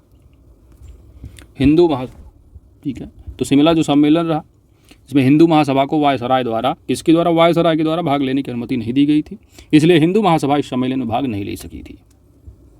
नाउ 138, कैबिनेट मिशन के प्रस्ताव के विषय में निम्नलिखित कथनों पर आपको विचार करना है और बताना है कौन सा कथन सत्य है। कैबिनेट मिशन, पहला कथन दिया है कि पाकिस्तान की मांग को नकार दिया गया था कैबिनेट मिशन के प्रस्ताव में, बिल्कुल सही। भारत में संघीय शासन की स्थापना की बात कही थी कैबिनेट मिशन प्रस्ताव, ये भी सही है। संविधान सभा के गठन के बाद की गई कैबिनेट मिशन के तहत, ये भी सही। तो सभी तो सत्य हैं। ऑप्शन यहाँ पर D आपका सही जवाब बन जाएगा। भारत के आज़ादी के समय निम्नलिखित में से कौन भारतीय राष्ट्रीय कांग्रेस का अध्यक्ष था? भारत के आज़ादी के समय, तो आज़ादी के समय जो थे वो थे आचार्य JB कृपलानी। ऑप्शन यहाँ पर आपका B सही जवाब बन जाएगा। तो आज़ादी के समय भारतीय राष्ट्रीय कांग्रेस के जो अध्यक्ष थे वो आचार्य JB कृपलानी थे। पूछा जाए कि आज़ादी के समय भारत का वायसराय कौन था, तो लॉर्ड माउंटबेटन थे, ठीक है। आज़ादी के समय कौन वायसराय था? लॉर्ड माउंटबेटन थे। ब्रिटेन का प्रधानमंत्री कौन था आज़ादी के समय? क्लीमेंट इटली, ये थे प्रधानमंत्री ब्रिटेन में आज़ादी के समय। ब्रिटेन का सम्राट उस समय कौन था? तो जॉर्ज सस्टम थे, ठीक है। जॉर्ज जो है वो 6वें।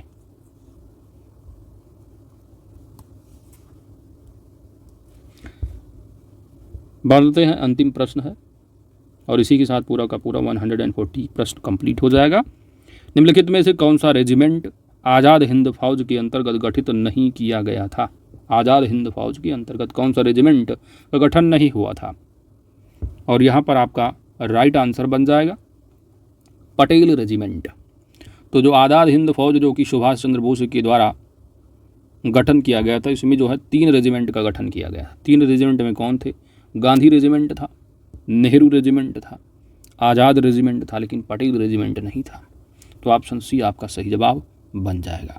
इसके अलावा भी महिलाओं का भी एक रेजिमेंट था, जैसे रानी झांसी, तो महिलाओं का भी एक था। गांधी सुभाष चंद्र के दोस्त द्वारा जो आज़ाद हिंद फौज गठन किया गया, उसमें 3 रेजिमेंट तो थे ही, गांधी, नेहरू, आज़ाद। इसके अलावा एक महिलाओं का भी था जिसका नाम था रानी झांसी का रेजिमेंट, रानी झांसी का रेजिमेंट, ठीक है। तो इन्हीं 148 प्रश्नों के साथ जो है आपका पूरा का पूरा टेस्ट आपका कंप्लीट हो जाता है दोस्त। और इसका PDF आपको टेलीग्राम चैनल पर मिल जाएगा @UPPCS किंगडम पर, ठीक है। ज्वाइन नहीं किए हैं टेलीग्राम को, आप ज्वाइन जरूर कर लीजिए। तो इसी तरह पूरा टेस्ट सीरीज जो है चलता रहेगा। वीडियो को लाइक शेयर कमेंट जरूर कर दीजिएगा। चैनल पर नए हैं तो सब्सक्राइब करना मत भूलिएगा दोस्त, क्योंकि आपकी सब्सक्रिप्शन ही हमारी ताकत है। Thanks for watching.